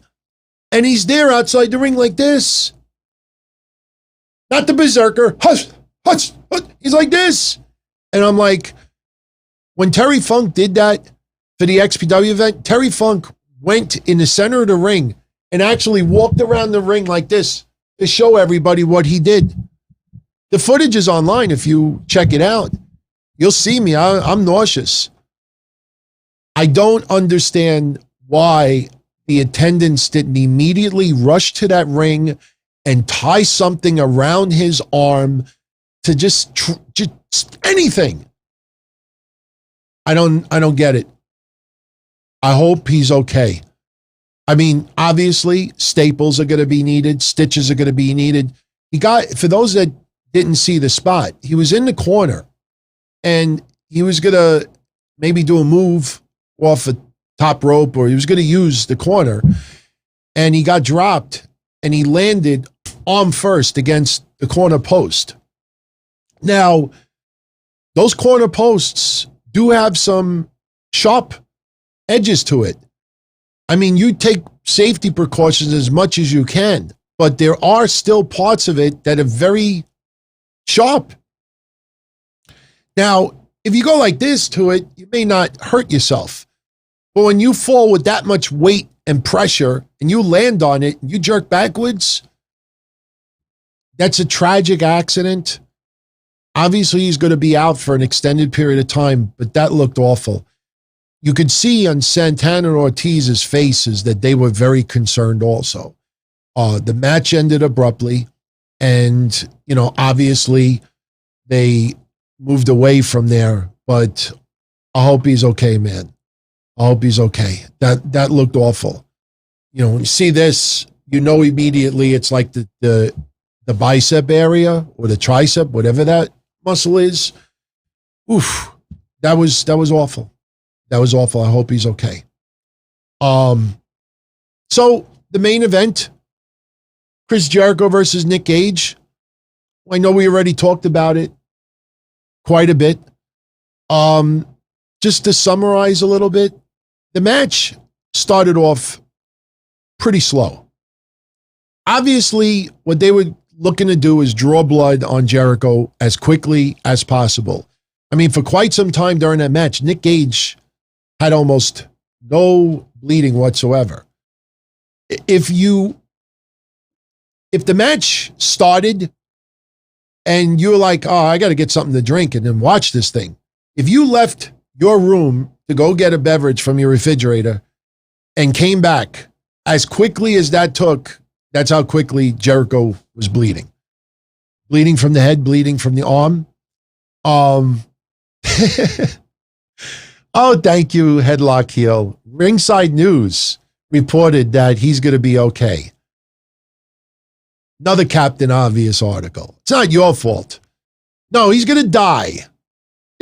Fuck does that mean he's going to be okay? Yeah, no, it was just a paper cut. No, it was just a paper cut. He's going to be all right. No, just a little Band-Aid. Little one of those, Muppets Band-Aids. He's going to go to IHOP after, have a burger and a beer, and he'll feel better. I know Headlock is just trolling. He's good. He's a good guy. I think he is. But Ringside News, fuck out of here. Seriously. They are the bottom of the bottom, the bottom of the barrel. But I like how they incorporated the pizza cutter. Little breaking news to everyone out there. But pizza cutters can be sanded down a little bit so they're dull.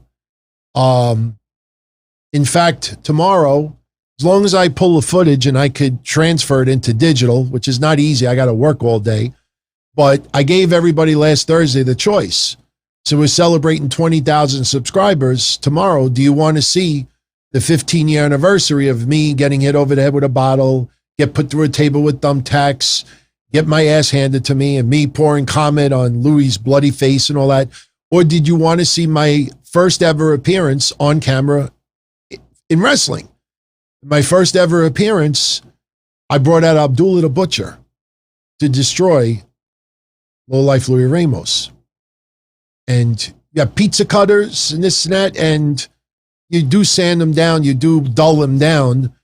And I don't want to give secrets away, but the visual is beautiful.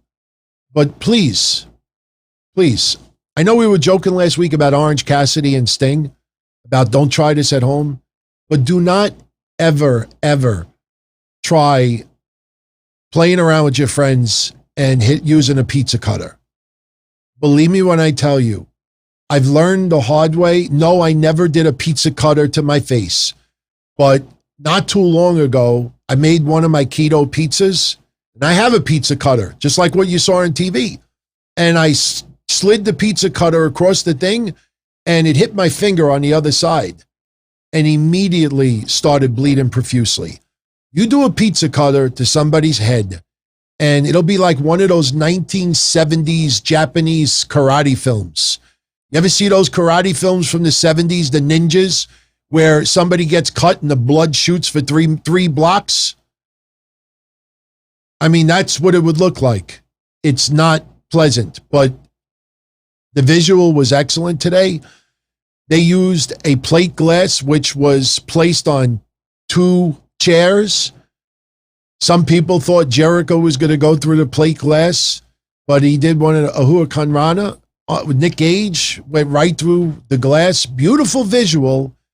But when they cut to the crowd and you see some girl going like this, trust me, I don't know if they, look, me, I'm not trying to be a party pooper. If you had any little kids around ringside, I will not be surprised if you see some pissed off parent that was there tonight sitting ringside and said that my kid had broken glass thrown. Look, there are people out there that will lie and exaggerate it, hoping to get something in return. I will not be surprised that someone makes some outrageous claim online, and meanwhile, what they're hoping for is to maybe get Tony Khan or somebody to get in touch with the person or the kid and maybe have their favorite AEW star call them up. Hey, this is Sammy. This is Darby. This is Lee Johnson. And people do that. People do that. In my neighborhood, how they do it is usually with restaurants. Somebody will post a review in a restaurant. Oh, I bit into I bit into this sausage and had a fingernail in my food. It was a piece of a finger. You know, I bit into my chicken cutlet parmesan and there was a roach in it. And it's not true, but they see the review and the restaurant flips out. Oh my God, we can't have this on my reviews. What can I do to make it better? Here's a year's supply worth of pizza. People will do that. They'll post negative reviews and then they will say, you know, if you make it better, you know, I'll remove the review. Harris B. Oh, this is worthy. This is worthy. Yeah, you are spot on, Harris. This is worthy. Harris says, "Hi, kiddo, it's QT Marshall." And the kid says, "Who dat?" Seriously. We're going to have QT Marshall call you. You calling my kid QT? Are you some pervert or something? I don't want to go there. It's not personal against him. Just sucks on TV. He's got to put his face on TV every single time, man. So anyway, they used light tubes, pizza cutters, chairs. Crowd at one point, let's go Jericho, let's go Cage. You know, when Nick Gage first came out, did I say Cage? Gage. Gage. Rage, Gage, Cage. We got so many Gages, Cages, whatever. When he first came out, the crowd was kind of polite towards him. But they got into it after. And, you know, trust me, there were some people there that you could tell were a little uncomfortable with it. But, you know, give Jericho credit for taking that type of violence. It's not necessary. Personally, looking back on it, I have no idea what this surprise is going to be. I mean, I don't want this to turn into Jeff Jarrett, WCW. Does anybody remember what happened with Jeff Jarrett in WCW? We had some surprise opponents take on Jeff Jarrett. Anybody in the chat room remember who those surprises were? Believe it or not, the Masked Maniac was actually the agent for two of those wrestlers. Back then, Masked Maniac, you know, hey, WCW wants to use so-and-so. And Maniac was the middleman. Franchise, you are wrong. Morocco, I would remember if Morocco. Yes. Jimmy Snuka, George the Animal Steel, and Tito Santana. Joe New, thank you very much. Joe New got it. Yeah, we had a night where Jeff Jarrett took on 3 mystery opponents all in one night. And it was Tito Santana, Jimmy Snuka, and George the Animal Steel. Nice little nostalgia. Let's say it didn't go over very well. I don't want this to turn into that. Like, okay, Nick Gage, surprise, fine, he failed. MJF won't bring him back. Blah, blah, blah, blah, blah. All right, Hoovy. I mean, I like Hoovy. I said at the beginning of the show, I had the pleasure of working with the guy. Fun guy back in the time. The juice, if he cuts his promos next week, if he does the juicy juice stuff, you've never seen him do that stuff where he thinks he's The Rock. Oh my God. I wouldn't be surprised if Tony Khan is bringing him in so he could do the juicy juice. So to me, it'll be a very big disappointment if he doesn't do that next week. And he could do that in AEW. Fuck you. Fuck you twice. Fuck your mother. I don't think he'll use the F word, but Jericho will beat Hoovy. Jericho's not going to fail in these labor things. In the end, he's going to get MJF. Who's going to be the surprise next? Who's going to be the surprise next? I don't think MJF is going to bring in CM Punk because of the storyline that took place in WWE between Jericho and Punk, if you remember. Like, I don't want this to feel like the Jeff Jarrett night all over again. But if it was up to me, I don't know who the final person will be. But based on this so far, I would have left Nick Gage's last.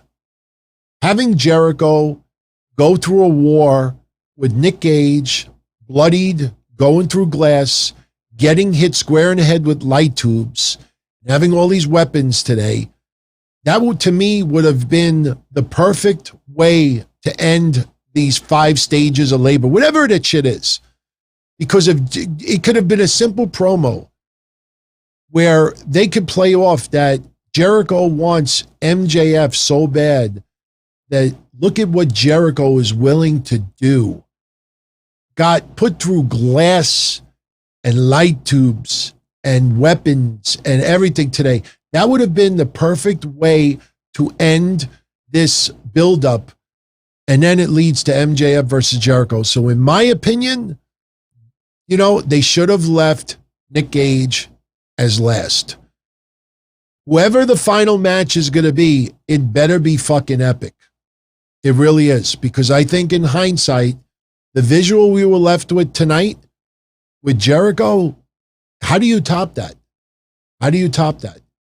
Even if Hoovy looks great, even if Hoovy does do the juicy juice, I don't know how many fans of today are really going to care all that much. I mean, I don't know. I mean, AEW fans are very dedicated and they will pop for it if it's entertaining. You don't have to be a major star every time. But if this flops, you're building. This is supposed to lead to, pardon my phrase, pardon my pun, a pinnacle. This is supposed to lead to a pinnacle, which is MJF versus Jericho. All right, last week he had the Shawn Spears match. Not bad. You went like this with Nick Gage. You're going to go even higher now with Hoovy? I would have gone Spears, Hoovy, someone else, and then finish with Gage. That's just my opinion. Lance Storm versus Jericho would be fun, but why would MJF do that? Seriously. Even if Lance Storm hits the mic, can I be serious for a minute? That's nostalgia. But why would I can understand in storyline MJF bringing in Gage, who's a psycho motherfucker that would beat the living shit out of Jericho. But why would MJF bring in a pretty much retired Lance Storm? You know what I mean? If I'm the storyline, I'm trying to throw people. Put it this way. I brought up, this stuff I'm going to show tomorrow. I was doing that, indie stuff. New Jack, Balls Mahoney, Abdullah the Butcher, all hardcore giants trying to take out Louis. That was the storyline. Louis was having a kid, married, going to have a kid, and wanted to stop the hardcore and focus on family. So the storyline was, you're a hardcore king. We don't pay you to wrestle, pay you to bleed. And I was putting Louis in positions where he was forced to battle hardcore. Okay, you want to have a regular match? No problem. I'm going to bring Abby out there to take you out. Oh, you want to do this? No problem. New Jack's going to come out of a box and beat the shit out of you. Oh, no problem. Balls Mahoney's going to throw fire in your face. You don't start with Spears and then lead to Gage and now you're going to bring Hoovy? That's not a natural progression. But look, I have an open mind. I'm willing to see what happens, but the match delivered. I'm just curious to see how many complaints are going to come out tomorrow. I expect a decent number of complaints. We'll see what happens. But to me, tonight felt almost pay-per-view vibes. Not going to lie. It just had a really good flow tonight. Had some decent pay-per-view vibes for me. All right. Let's briefly talk about NXT. We had spoilers a week ago. I know a lot of you already knew what was going to go down. The seed planting that we all wanted to see finally came and was developed. Dakota Kai yesterday turns on Raquel Gonzalez. I was thinking about it the other day, like 5-6 weeks ago when I said, oh, They're planting the seeds for Dakota to turn on Raquel. No, they're not. Then they did Cameron Grimes loses, going to be the butler for LA Knight for 30 days. 2 weeks ago, I said, these guys have so much chemistry, I think they're going to team up with each other. Now it seems like we're going to get LA Knight and Cameron Grimes versus the Grizzled Young Veterans. Soon to be back on TV. Well, they played golf yesterday. But the dynamic Cameron Grimes and LA Knight is a hell of a lot of fun. I mean, I'm not into a lot of these extracurricular skits, but the vignettes that they're doing with LA Knight and Cameron Grimes, sure, it's edited 10 times over and it's redone and it's, you know, everything is done to perfection. But man, those two guys are comedy gold. Seriously. I'm telling you, I really think that they're, I don't want to say that they'll become tag team champions, but there's just some dynamic there that you just know it's clicking. And once he's no longer the butler, I think you want to keep that dynamic a little bit longer. It almost feels like they got in those two what they wanted with Drake Maverick and Killian Dane. You know, like obviously two, you know, totally different personalities from Cameron Grimes and LA Knight, but the point is two oddballs getting along and clicking. And NXT fucked that tag team up. So, but what I loved yesterday, I mean, big time, was the return of this guy. Anybody that tunes into my shows regularly knows how much I like Ridge Holland. And, you know, I think I even said 2 weeks ago that, you know, I'm going to try to get some type of an update on Ridge Holland because, you know, that injury that he had, you know, last year, you know, it's got to be what, almost a year? Like, there was some serious, legit concern about his future. That was a devastating injury. And he came back and he helped Pete Dunne and Oney Lorcan defeat Tommaso Ciampa and Timothy Thatcher. And I'm telling you, man, you know, I mentioned this briefly yesterday on Patreon. You know, you look at Parker Boudreaux and Ridge Holland, a lot of people compare him to like some very young Brock Lesnar's. Brock Lesnar is a very rare gem that I don't think comes across more than once a lifetime. Of course, Ridge Holland and Parker Boudreaux do not want to be the next Brock Lesnar. They want to be themselves. But my God, you could see that there is something brewing, something developing. And if they stay on the right path, hopefully no more serious injuries. I mean, there is no reason why Parker Boudreaux and Ridge Holland aren't monster stars in the future.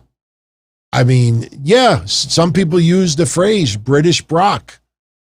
The guy, I mean, I don't need to tell you, I've sung the praise for Ridge Holland quite often before he got injured. He's back and I'm excited, man. I tell you, NXT yesterday, there was a couple little things here and there that, you know, I was like, but, you know, having Franky Monet losing 2 matches in a row, you know, I know this is going to sound like probably the most obvious statement that I probably have ever said in 25 years, almost 25 years doing this. But, you know, to this day, people don't understand the mentality of WWE with matches. You saw how people flipped out last week when Jeff Hardy beat Karrion Kross. Some morons yesterday made the claim that Karrion Kross was supposed to lose to Jeff Hardy again. Why? Because of all the Jeff Hardy chants that went down and they had to do the retake and this and that. And it was nonsense.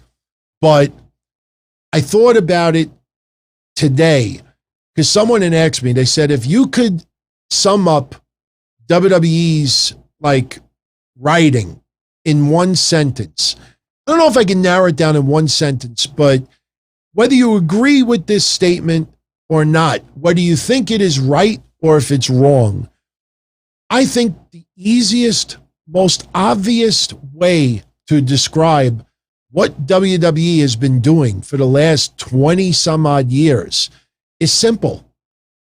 It's about telling a story. It's not about match results, wins and losses. It's about telling a story, period.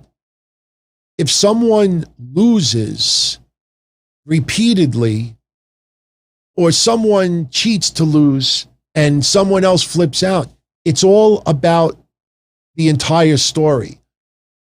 Some of the match results along the way is not what we want. Franky Monet, who the fuck wants to see her lose 2 matches in a row? And she gets pinned. But the story is Robert Stone going to get his ass booted soon. Booty, babe, booty, whatever it is. Booty, but he's going to get knocked down his ass. It's about telling a story. In WWE's eyes, Karrion Kross losing here, this person losing here, this person here. It's about a bigger story. It's the story. And the story is more important than the percentage of wins and losses. Plain and simple. It's all about the story. So when you see some people lose, and it doesn't make sense, the fuck is Sheamus losing against Damian Priest? Well, the story is they want those two to feud. So to them, the way you continue the story is that Damian Priest gets a win, a clean win. You know, all right, you want to turn Karrion Kross, have him snap and start, okay, you have Jeff Hardy beat him at his own game by cheating.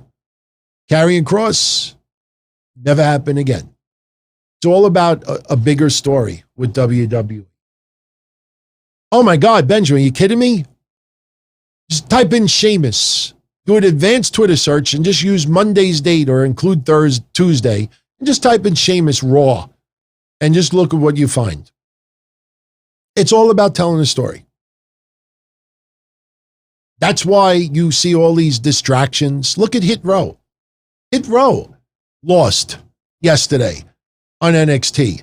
And a lot of people are like, holy shit, you're trying to get him with momentum and this and that, and you have Hit Row lose.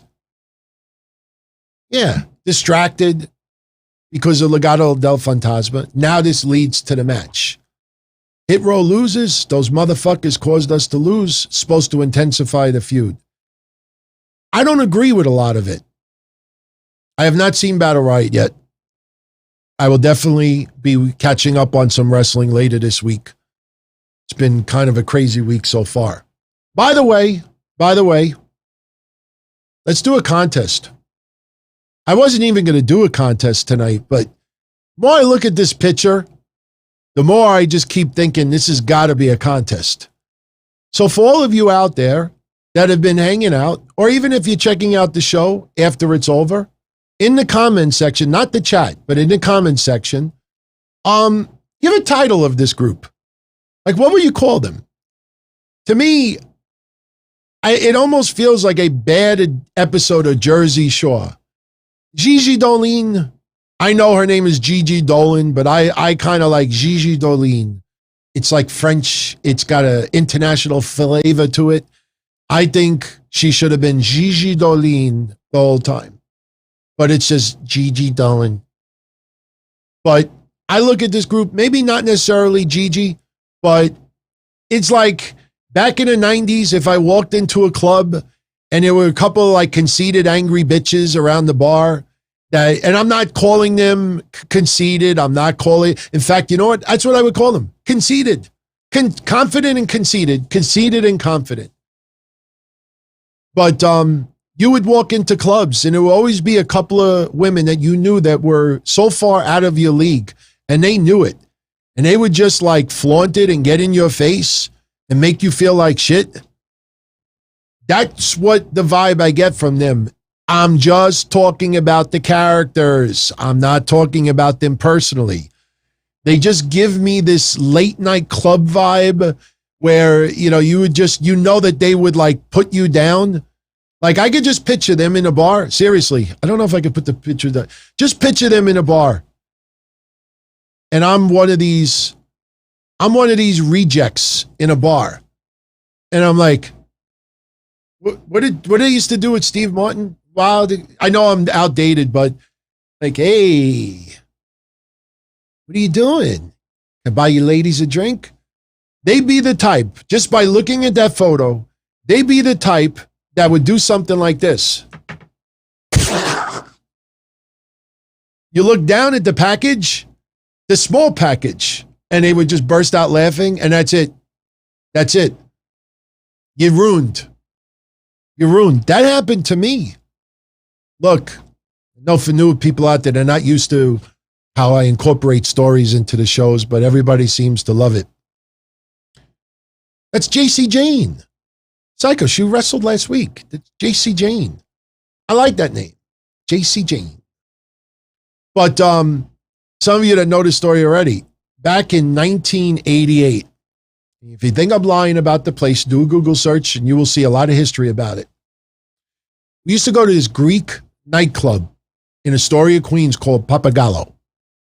And it was on a corner, in Astoria. It was right near Highway. And my friend, who was an ice cream man in Middle Village, he was Greek. Vasilios Balazopoulos.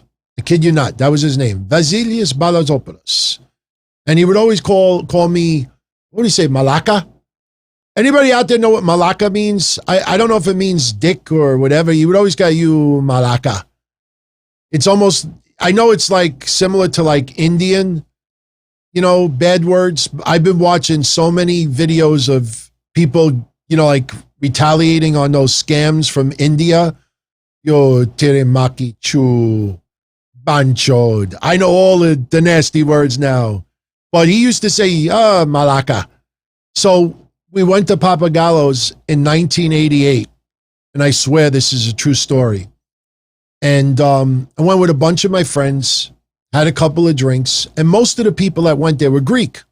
It'd be funny to see the Greek guys that lived in the neighborhood from Steinway Street and everyone else, and they'd see like these Italian guys, like, what are they doing in this club? But what happened was I was hanging out with a bunch of my friends in Pappagallo, and they were playing like freestyle music, house music from 88. And I felt pretty good. I had a drink. And me, I'm, a very, very shy person, but I had a couple of drinks. I felt pretty good. And there was a girl right in front of me dancing. And my friend Joey, I should have been smarter to realize that he was just fucking with me. But my friend Joey's like, dance with her. She's got her ass right in your face. She wants you. I'm like, she doesn't. She's not even paying attention to me. He's like, she's dancing her face to you. Go. So me, I had a couple of drinks in me, and I go up to her and I start dancing a little, and she looked at me and started laughing her ass off. And then her girlfriend started laughing at me too. I have never danced since then. I have never, ever danced since then. I'll do a slow dance. And you might see me here on the shows. That's the furthest I go. I might sit in a chair and be like that cat. You know that cat? That's the furthest I go. I have never danced at a wedding, at a party, at a club since that night in 1988. These motherfucker women, there you are. These women, you're responsible for it. That's Team Pappagallo right there. So name them. Give them a name. You don't have to be nasty. It could be a compliment. Give them a name. If they were a clique, their group, what would you name them? Let's do a contest. So for everyone out there, post your comments tonight, what you would name them. And everyone else out there, you see what everybody wrote. And if you like it, put a like next to their comment. The one who has the most likes, we'll give away something next week. I don't want to give away the atom bomb stuff yet. I did the unboxing on Monday. And by the, great technology, when I go like this, like this, you'll see the link. You could watch it, see the unboxing. Awesome stuff. Atom Bomb really came to. Oh, if anybody did tune in on Monday, remember when I made the joke and I said, hey, Adam, I've been like wanting to buy this since you even put it on sale. How do you give me number 33, 34, and 35? I expected number 1. I got the first ever Karrion Kross autographed item by WWE. I got the first ever Scarlet. I want the first of everything. Give me number 33. I was kidding around, obviously. But for everyone out there that saw that on Monday, Brian Clark emailed me. He tuned in Monday. He was hanging out. He was lurking. He wasn't in the chat, but he loved it. He was sorry that Mish wasn't on with us on Monday, but he wanted me to tell everyone out there that the reason why he didn't give me number 1 was because he had to give it to his grandson, which I think is awesome. So, by the way, when we start collabing in August, we're probably going to bring Brian Clark on for a little bit. Just to chew the fat, no real, like, you know me, I don't do interviews. I like having conversations. So, yeah, family first. Absolutely, man. Family first. So, so this looks like it's going to be a group in NXT. I like it.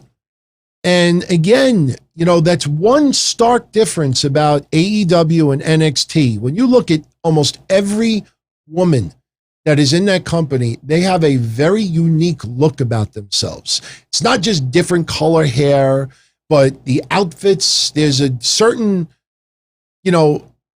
aura about each person, a majority. Like, you don't see many women just come out there dressed in regular wrestling gear and get tremendously over.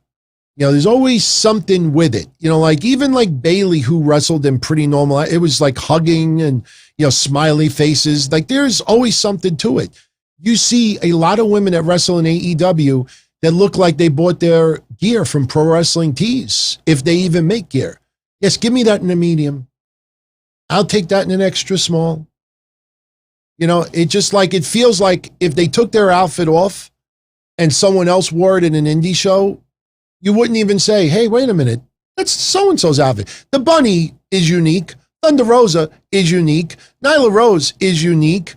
But there's a lot of others that they have on Dark and on Elevation that the outfits look interchangeable. It's almost like when you play like Create a Wrestler in a video game and you're trying to create like a friend of yours and they give you like a choice of like 50 different outfits and they're all pretty much generic. That's what a lot of people's outfits look like. And look, let's also be honest. A lot of these women, unfortunately, do not get paid all that great. So, not a lot of them really can afford to break the bank to not only have a unique look, but to have that unique look go across a bunch of different outfits. You don't want to wear the same goddamn thing every day. The Undertaker may be able to get away with it. Give me 9 of the same ties. Give me 6 hats. You could get away with that. But someone else, you don't want them wearing the same red and purple outfit every single time they wrestle. And then, God forbid, you get a little mark on it. Wait, she wrestled yesterday. There's a mark on it. Did she wash her outfit? I tell you. Oh, yeah, Mandy Rose is beautiful. She is absolutely beautiful. I'm sorry for making a noise. By the way, Creamy Root Beer, Zevia Creamy Root Beer. If anybody's into Zevia, this one is the shit. It is awesome.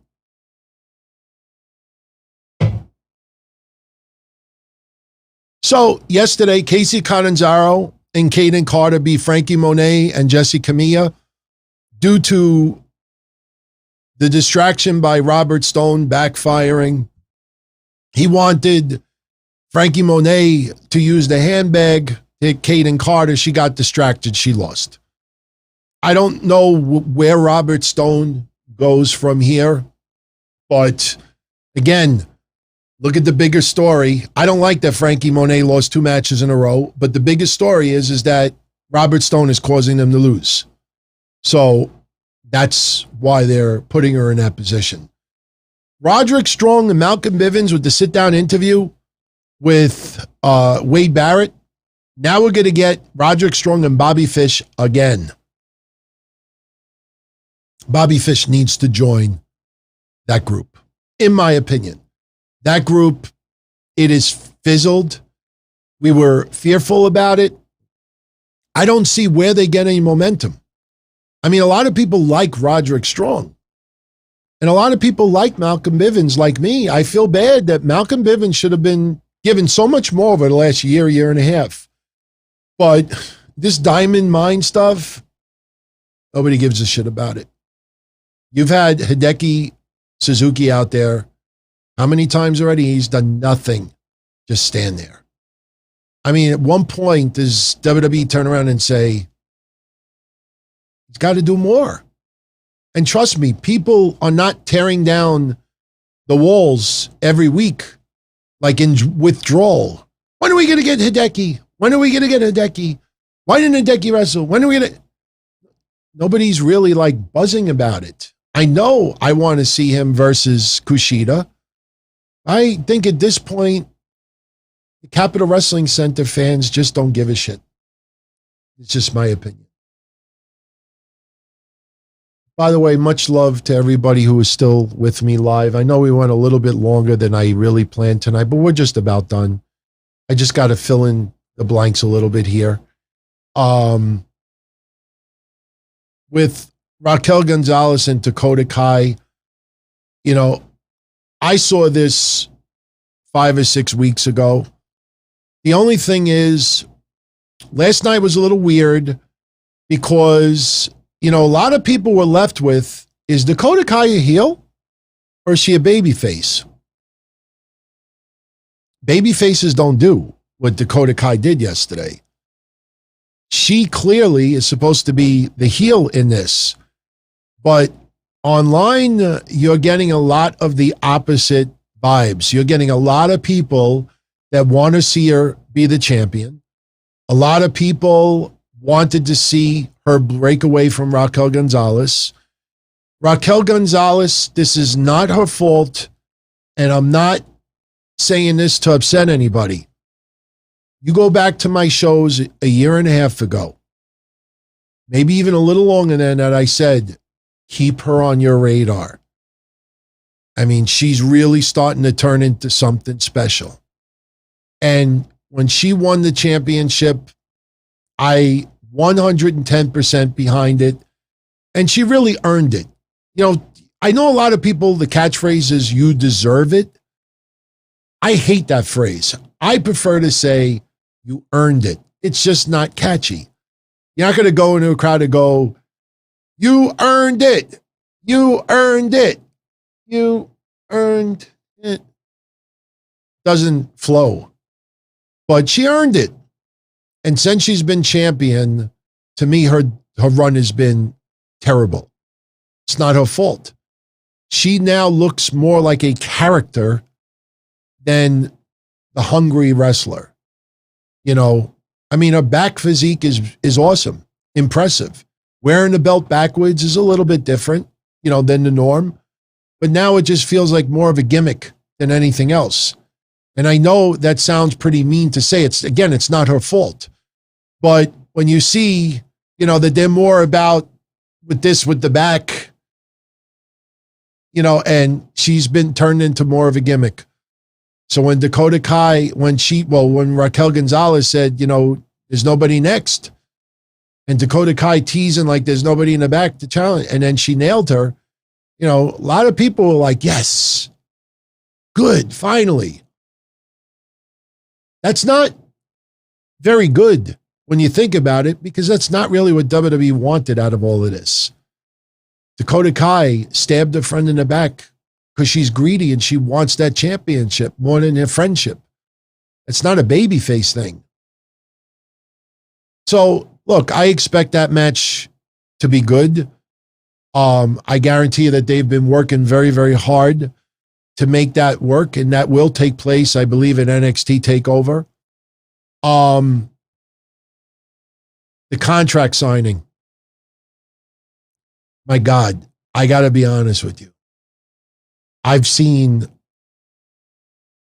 countless contract signings over the years. Samoa Joe yesterday, and it was one-sided. Samoa Joe yesterday with that contract signing is by far in my top 10, maybe even top 5 contract signings ever. Everything about it clicked. The crowd made it fun. The intensity by Joe, everything about it just worked yesterday. And them playing off that Kross is, I don't want to say this like this. I'm just talking about the character. Is too much of a pussy to be there to confront Samoa Joe. You know, it just, everything about it worked yesterday. It was awesome. Samoa Joe comes out there, brings a table, sets up a chair, table, demands Regal to come out there, and he wants to give an offer to William Regal, 3 steps. First of all, he wants to resign from his position. He also wants a shot at carrying Kross. And first, before anything, they tried to tease that William Regal was going to fire carrying Kross. There were a lot of people out there that were telling you, bank on it, it's done, guaranteed, carrying Kross will be stripped. Again, be a wrestling fan and fantasize it. But when you try to tell people that that's a fact, you put a period next to it, exclamation point, you heard it here first, and then you're wrong, and then you quietly delete that shit, makes you look like a goof. Be a wrestling fan and say, oh, they should fire, they bring him on the main roster. Nothing wrong with being a wrestling fan and talking about it, but people have to instill that this is where it's going.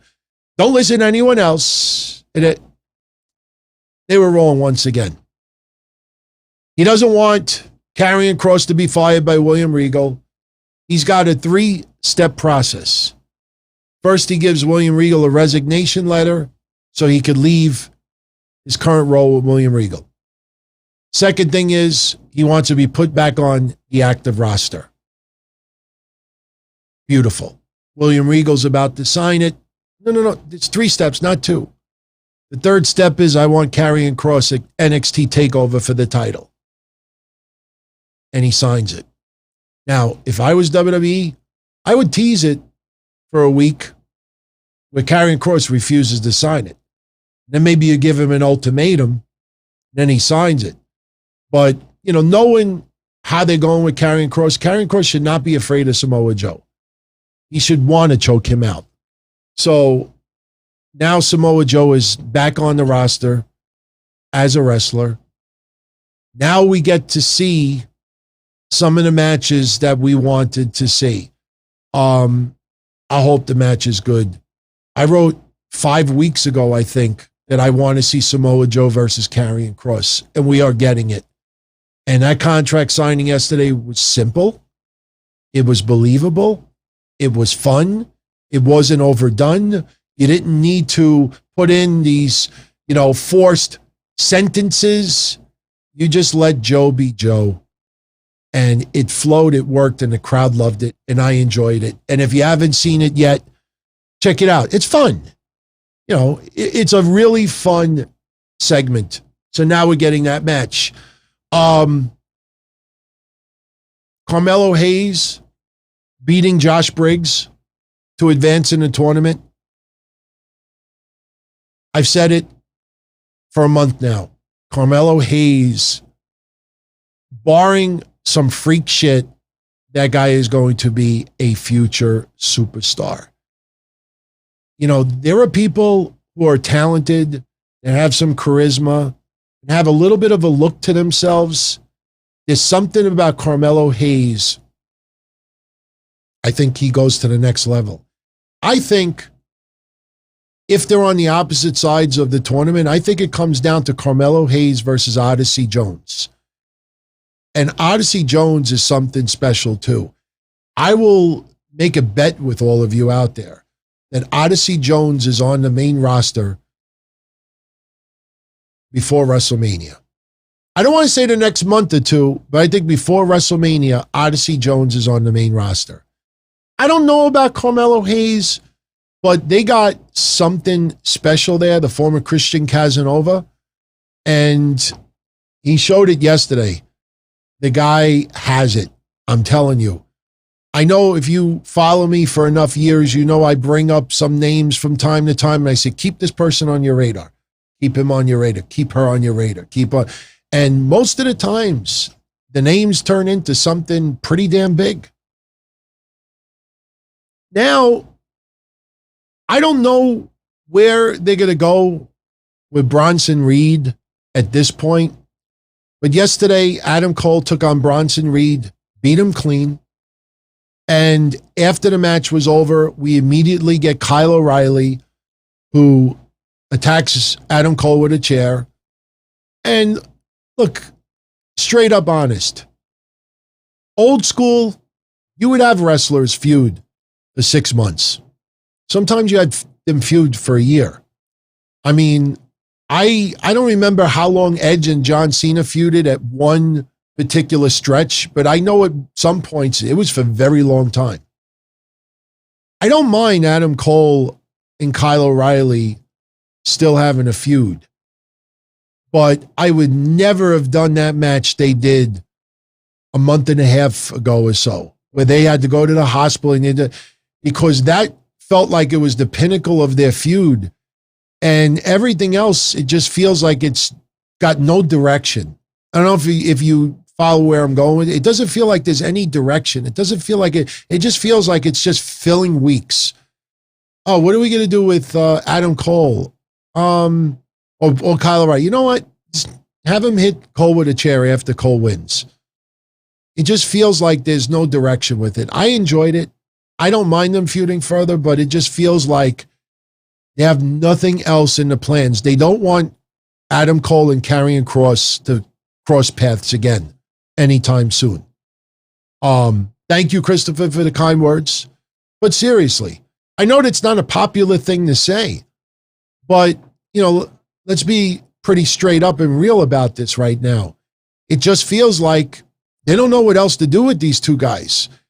Kyle O'Reilly, you know, it's going to take a little bit longer for him to really start feeling like a main eventer. It hasn't gotten there yet. Adam Cole seems to be the one to bring the best out of Kyle O'Reilly. But, you know, it just hasn't clicked, I think, on the level that WWE wanted it to. And it does feel like ever since, let's be honest, I think almost every single one of you agree with what I'm about to say. Ever since the Undisputed Era split up, it feels like everybody has taken a step down. It feels like Adam Cole, there's no direction with him right now. Kyle O'Reilly might have broken out a little bit more because of this, but still, I don't think anywhere near the level that WWE expected it to. Roderick Strong, I mean, my God, I mean, that Diamond Mine thing it feels like it's going nowhere. Again, I am a big fan of his. I'm a big fan of Malcolm Bivens. This just feels stale, and it feels like it's not developing. I mean, it does. What happened to the school?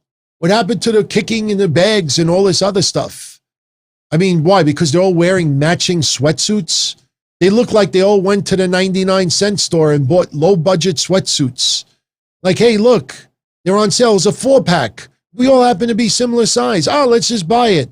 A 4-pack of sweatsuits for $9.99. And if you mail it in, you get another coupon. You get a rebate. Like, there's nothing about them. Oh, wow.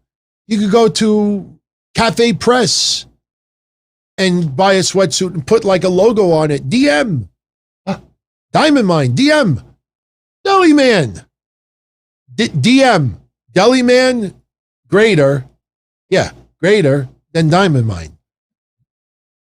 DM doesn't stand for Diamond Mine. It stands for Deli Man. So it just feels, and Bobby Fish, he's like a fish out of water without these guys. Bobby Fish, you know what's funny? It almost feels like these guys are going to have to reunite. It almost feels like down the line that it almost is like they're going to cut promos on each other, that they've all, you know, like all in, I don't even know how you could put that together in a storyline. but it almost feels like they all need each other to reform. I don't know. So next week we have Johnny Gargano versus Dexter Lumis in a love her or lose her match. I know some of you already know the spoilers. I'm not going to give it away. I'm just very thankful that the storyline is finally going into another direction. Dexter Lumis has been my favorite NXT wrestler for a long time. Karrion Kross is this close of surpassing that. I will tell you, even with Dexter Lumis being my favorite, this is one of the most awful storylines, sloppy, awful storylines in NXT history. I know when they're around ringside, everybody wants to see them kiss. I know when Dexter Lumis carried her in the back and Indy Hartwell went, that was awesome. But do you realize that this storyline's been going on for like 5 months? I mean, kindergarten children that are teasing holding hands don't even take 5 months. Might take 2 or 3 weeks. These are grown-ass adults that are in the same building for 5 straight months. And they can't like sneak. I'm going to go take a shit. And then you sneak in the locker room and you do a Joey Ryan. Let's make out. On TV, it's just awful. 2 grown-ass adults being that stupid that they can't somehow, the Capitol Wrestling Center is this big. And they can't cross paths in the back? 5 months? Awful. Dexter taking it slow? My God. It's been awful. Let it go to the next level and be done with it, please. Roderick Strong versus Bobby Fish, as if we didn't just see that a week or 2 ago. Joe Gacy versus Trey Baxter, the final match in the first round of the Breakout tournament. Hit Row versus Legado del Fantasma. All right, not the strongest card. They only did 520 in the ratings. So obviously with the Olympics and being already recorded, we were going to get, I think their rating goes down even further next week. But I'm not concerned. It's a different night. It's pre-recorded. Most of us know the spoilers already. And it's on Sci-Fi. So it just doesn't feel like must see. I got to see it as first run. I could watch it the next day. I could skim through some matches. Of everything that I watched in NXT yesterday, other than the Samoa Joe contract signing, the golf segments with LA Knight and Cameron Grimes were awesome. Cameron Grimes fishing in the lake to get the ball. Ted DiBiase showing up. You're better than this. No, I give my word. I'm going to do what I'm going to do. And then Cameron Grimes distracting LA Knight and not doing good with golf, but the best at the very end. The hole-in-one challenge. Grizzled young veterans just happen to be playing golf. They'll soon be on TV. And they bet 20,000 whoever hits the hole-in-one. LA Knight accidentally gets hit in the nuts, and Cameron Grimes gets a hole-in-one. LA Knight thinks that the grizzled young veterans hit him. They speed away before they could come up with the 20,000. So I think, obviously, it will not be next week because it's already pre-recorded. The week after, I think we get LA Knight and Cameron Grimes versus the grizzled young veterans. And that, I think, is going to be a hell of a lot of fun. By the way, I think the week after, the 30 days is up. I think the 30 days is up as far as Cameron Grimes and LA Knight with that storyline. So it's got to go to another level. Oh, my God. Those segments, like I said, when you do it pre-recorded and you could edit it and tweak it and redo it, instead of doing it live, one take, you could turn it into comedy gold. That's why you look back on the Viking Raiders, the Street Profits stuff, and some of it was not very good. And when you think to yourself, wow, this was all pre-recorded. They did 2, 3, 4, 5 takes. They edited, they spliced, and they still came up with that. that just goes to show you that just because you're a performer in the wrestling ring doesn't mean that you're a great actor, actress with outside skits. It really, some of it was just not very good. So anyway, that's pretty much it. So, pretty light tonight as far as Super Chat goes, which is fine. These shows are not just about that, but at least, we've interacted in the chat for the entire night. We're at the 2.5 hour mark, so I am going to jet out of here. Don't forget, yes, Chuck Taylor did 30 days. That really didn't amount to much of anything. You would have thought that they would have done so many outside skits, and they really didn't do much. It's all right. It's all right. I don't think people cared about, especially when they used the young, what did they use the young boy term? I mean, I understand a lot of those wrestlers wrestle in Japan, and that's more of a phrase you say, overseas. But to put that on TV, and then you change the phrase literally a day later, you realize, like, the fuck thought that was a good thing to say on TV. I understand it's a different definition, but it just sounds wrong. So anyway, everyone, before I jet out of here, if you don't mind, like, share, subscribe. Like, share, subscribe. Once again, I can't thank you enough. We broke 20,000 subscribers. Now we are on the road to 25,000. And if you are new to the channel, if you subscribe, obviously I want you to tune in again. I don't want anybody to just subscribe and leave and never come back. That's not what I want. But if you enjoy the shows, hit the like button, subscribe, tell your friends about the shows, spread it on social media. Hopefully you don't get cursed out too often. But I thank you all for hanging out tonight. Tomorrow, I'll be here live at 10:05 p.m. Now, my plan as of right now is tomorrow I'm working until 5 o'clock. I'll be home by 5:30. I'm going to search for that video of, that anniversary. Tomorrow's 15 years to the day that I had that little hardcore moment with Louis. If I find the DVD, which I'm pretty certain I know exactly where it is, I will convert it to digital. I'll put it online and I'll share it with everybody tomorrow. If we have any technical difficulties, then it may have to wait for a week, but I will tell you, it'd be pretty cool to play that on the 15-year anniversary because it's never been online. So I think 99.9% of you out there have never seen it. I have not watched it since it happened because I'll be honest with you, when I hit the ring and I started giving forearms in the corner to Louis and some shoulder tackles, some people that absolutely hated my guts at that time, that did not want to see me succeed in anything on camera, they started trying to break out a chant, "You can't wrestle, you can't wrestle." And it kind of hurt my feelings. I mean, now I don't give a fuck.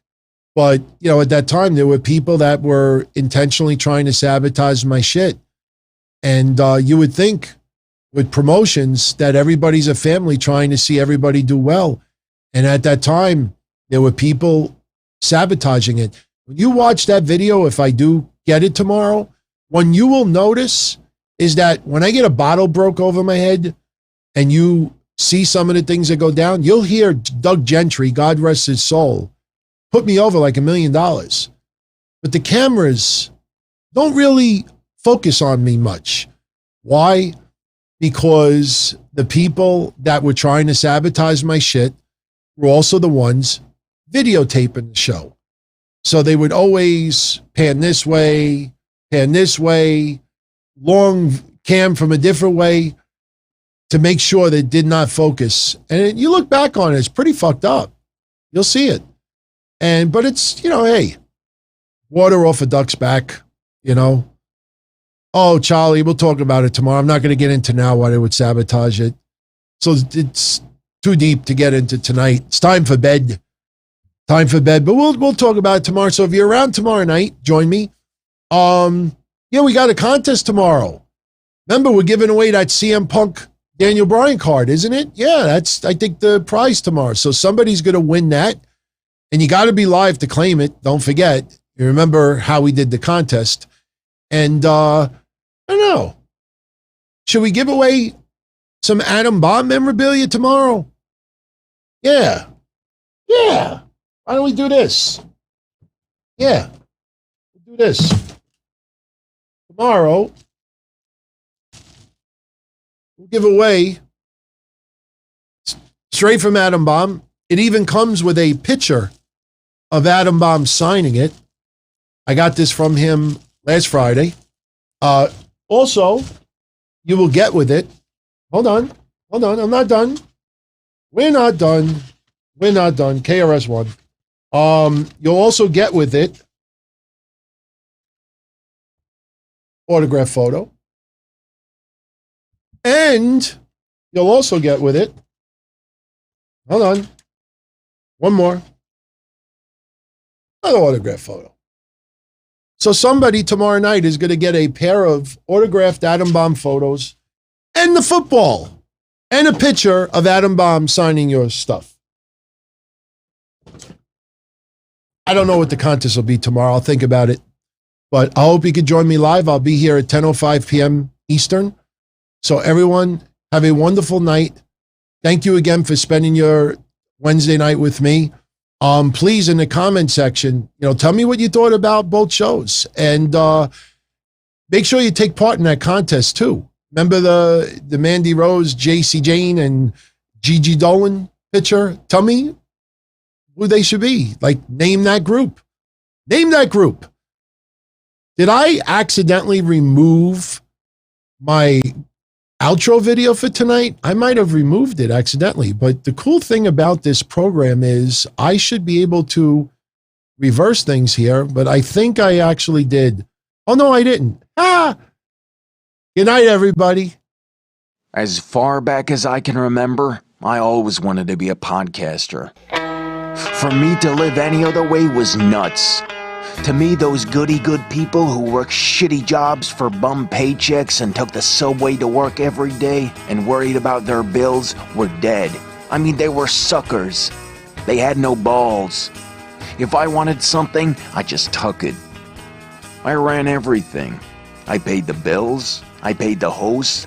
I even paid the masked maniac. Everybody had their hands out. Everything was for the taking. We always called each other good fellas. You would always hear from somebody. You're gonna like Don Tony. He's alright. He's a good fella. He's one of us. But if you're part of my crew, nobody ever tells you they're gonna get rid of you. It doesn't happen that way. There weren't any arguments or curses like in the movies. See, your haters come with smiles. They come as your friends, the people who've claimed they care the most for your life. And now that's all over. And that's the best part. Today everything is different. There's lots of action. I don't have to wait around for everything like everyone else. Oh, I didn't get the vaccine? Fuck you, vaccine me. Oh, your delivery guy has COVID? Fuck you, feed me. Right after I moved here, I ordered egg noodles and ketchup, and I got spaghetti with meat sauce. I'm no longer an average nobody, while they get to live the rest of their lives like a bunch of schnooks.